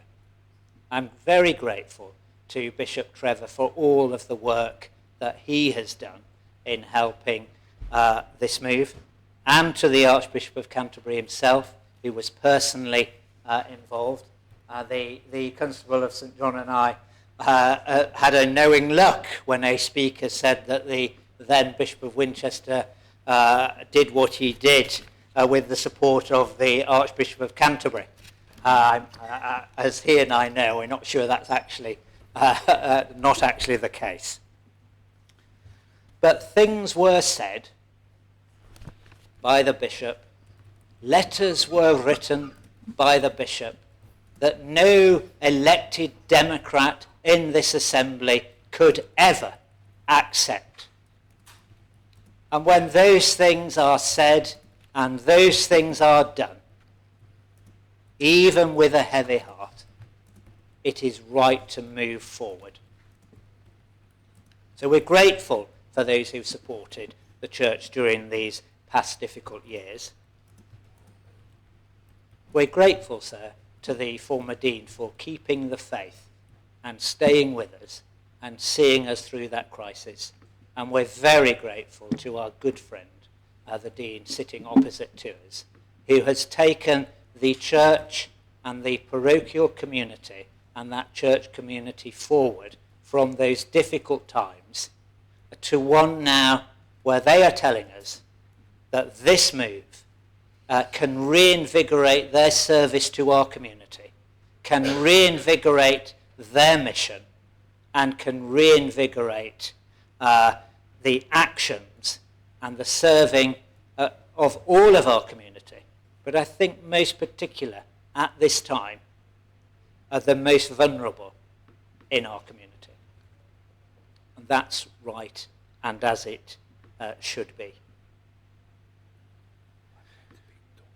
And because I'm a dinosaur, and because I'm traditional, I understand entirely those who think we're throwing history away. We are not. We are recognizing the value of the church community to our island community. We should never underestimate, sir, in my mind, the uniqueness of that church community from other church communities around the world. The closeness and the interconnectedness of that church community with the state. And some members have said that they'd like to have a conversation about the removal of the church from the state. This debate is not about that, although what it does do, and perhaps this is something I am uncomfortable with, it removes small, administrative, everyday type elements from a need to bring the canons back to this assembly. So I would say to those who want to see the church removed from the state, they should support these canons, because it goes one little step in regard to administrative matters to doing that. I say to the Dean, sir, across the assembly, he'd better jolly well not try and take any more steps, in my book, to remove the church from the state, but that's a debate for another day. And so, sir, I think that for my part, and I hope that members will recognise this, that in the church community there is, sadly, just like in any other community and institution, division. There are some members of the congregation that will want to stay with Winchester. And I've had conversations with clergy from Winchester who are recognising that the Channel Islands' presence in Winchester will be sorely missed. But there are, I think, far more members of that community and of the clergy who want to move forward, who see today as a positive step into the future and an enhancing of their service to us.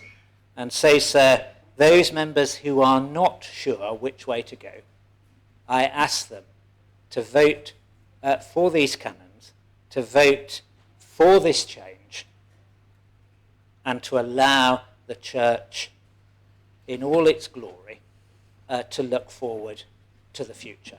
Thank you, sir. Thank you very much, Senator. Does any other member wish to speak on the proposition? No one else wants to speak on the proposition?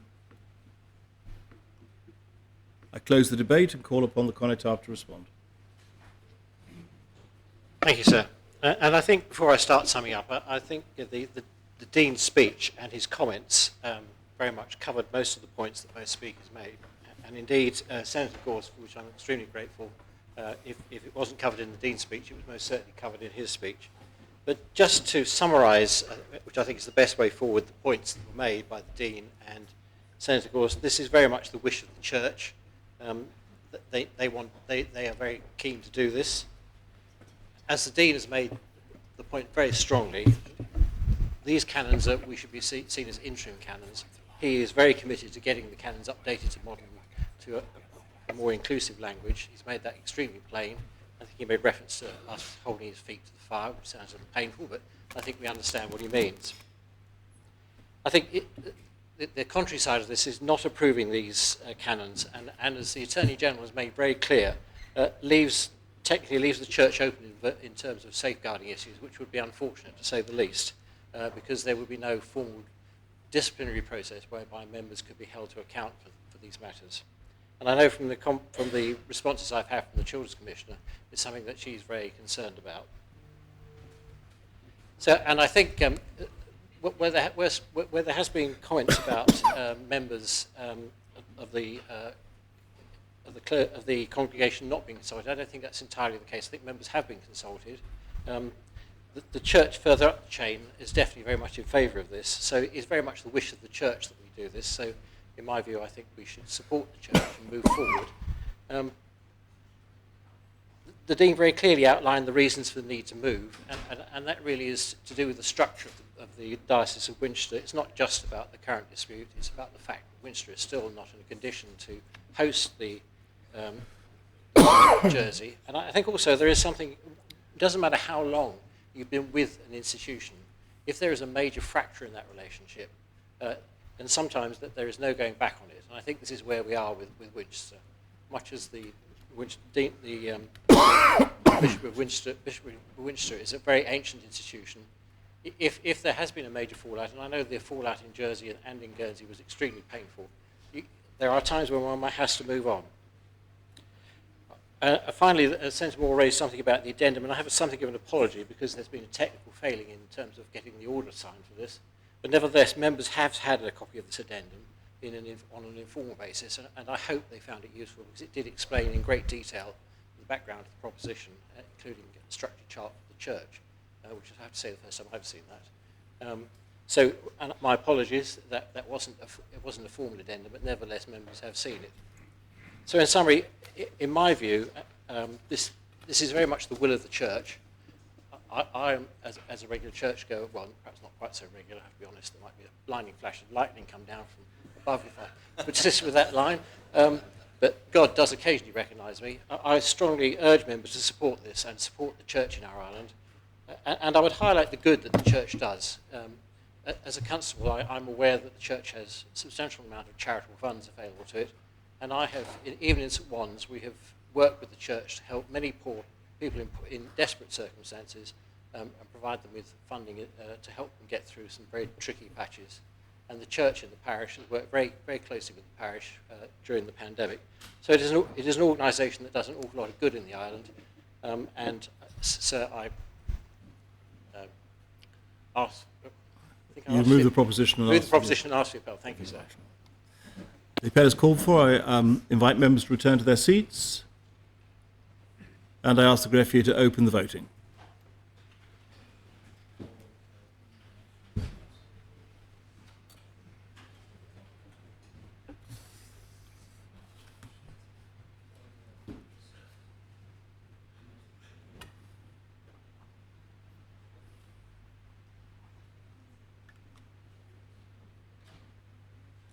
If members have had the opportunity of casting their vote, then I ask the greffier to close the voting.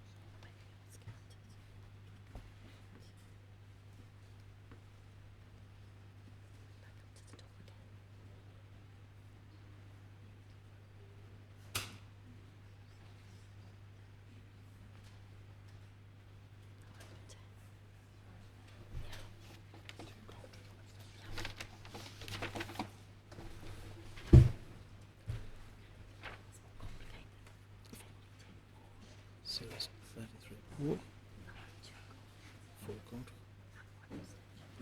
Oh, sorry, so it's one abstention, so that's 3 abstentions. And how many contra? 2 contra, and that was 4 contra. Well, the proposition has been adopted. 33 votes pour, 4 votes contre, 3 abstentions. May we have the 3, please? Ah. Could we have the 3 abstentions? The 3 abstentions, Senator Mezek, Deputy Doublé and Deputy Pershard. Very well. Sir, may I call for the adjournment, please? The appel is called for. The time is correct for do so. Accordingly, the Assembly stands adjourned until 9:30 tomorrow morning.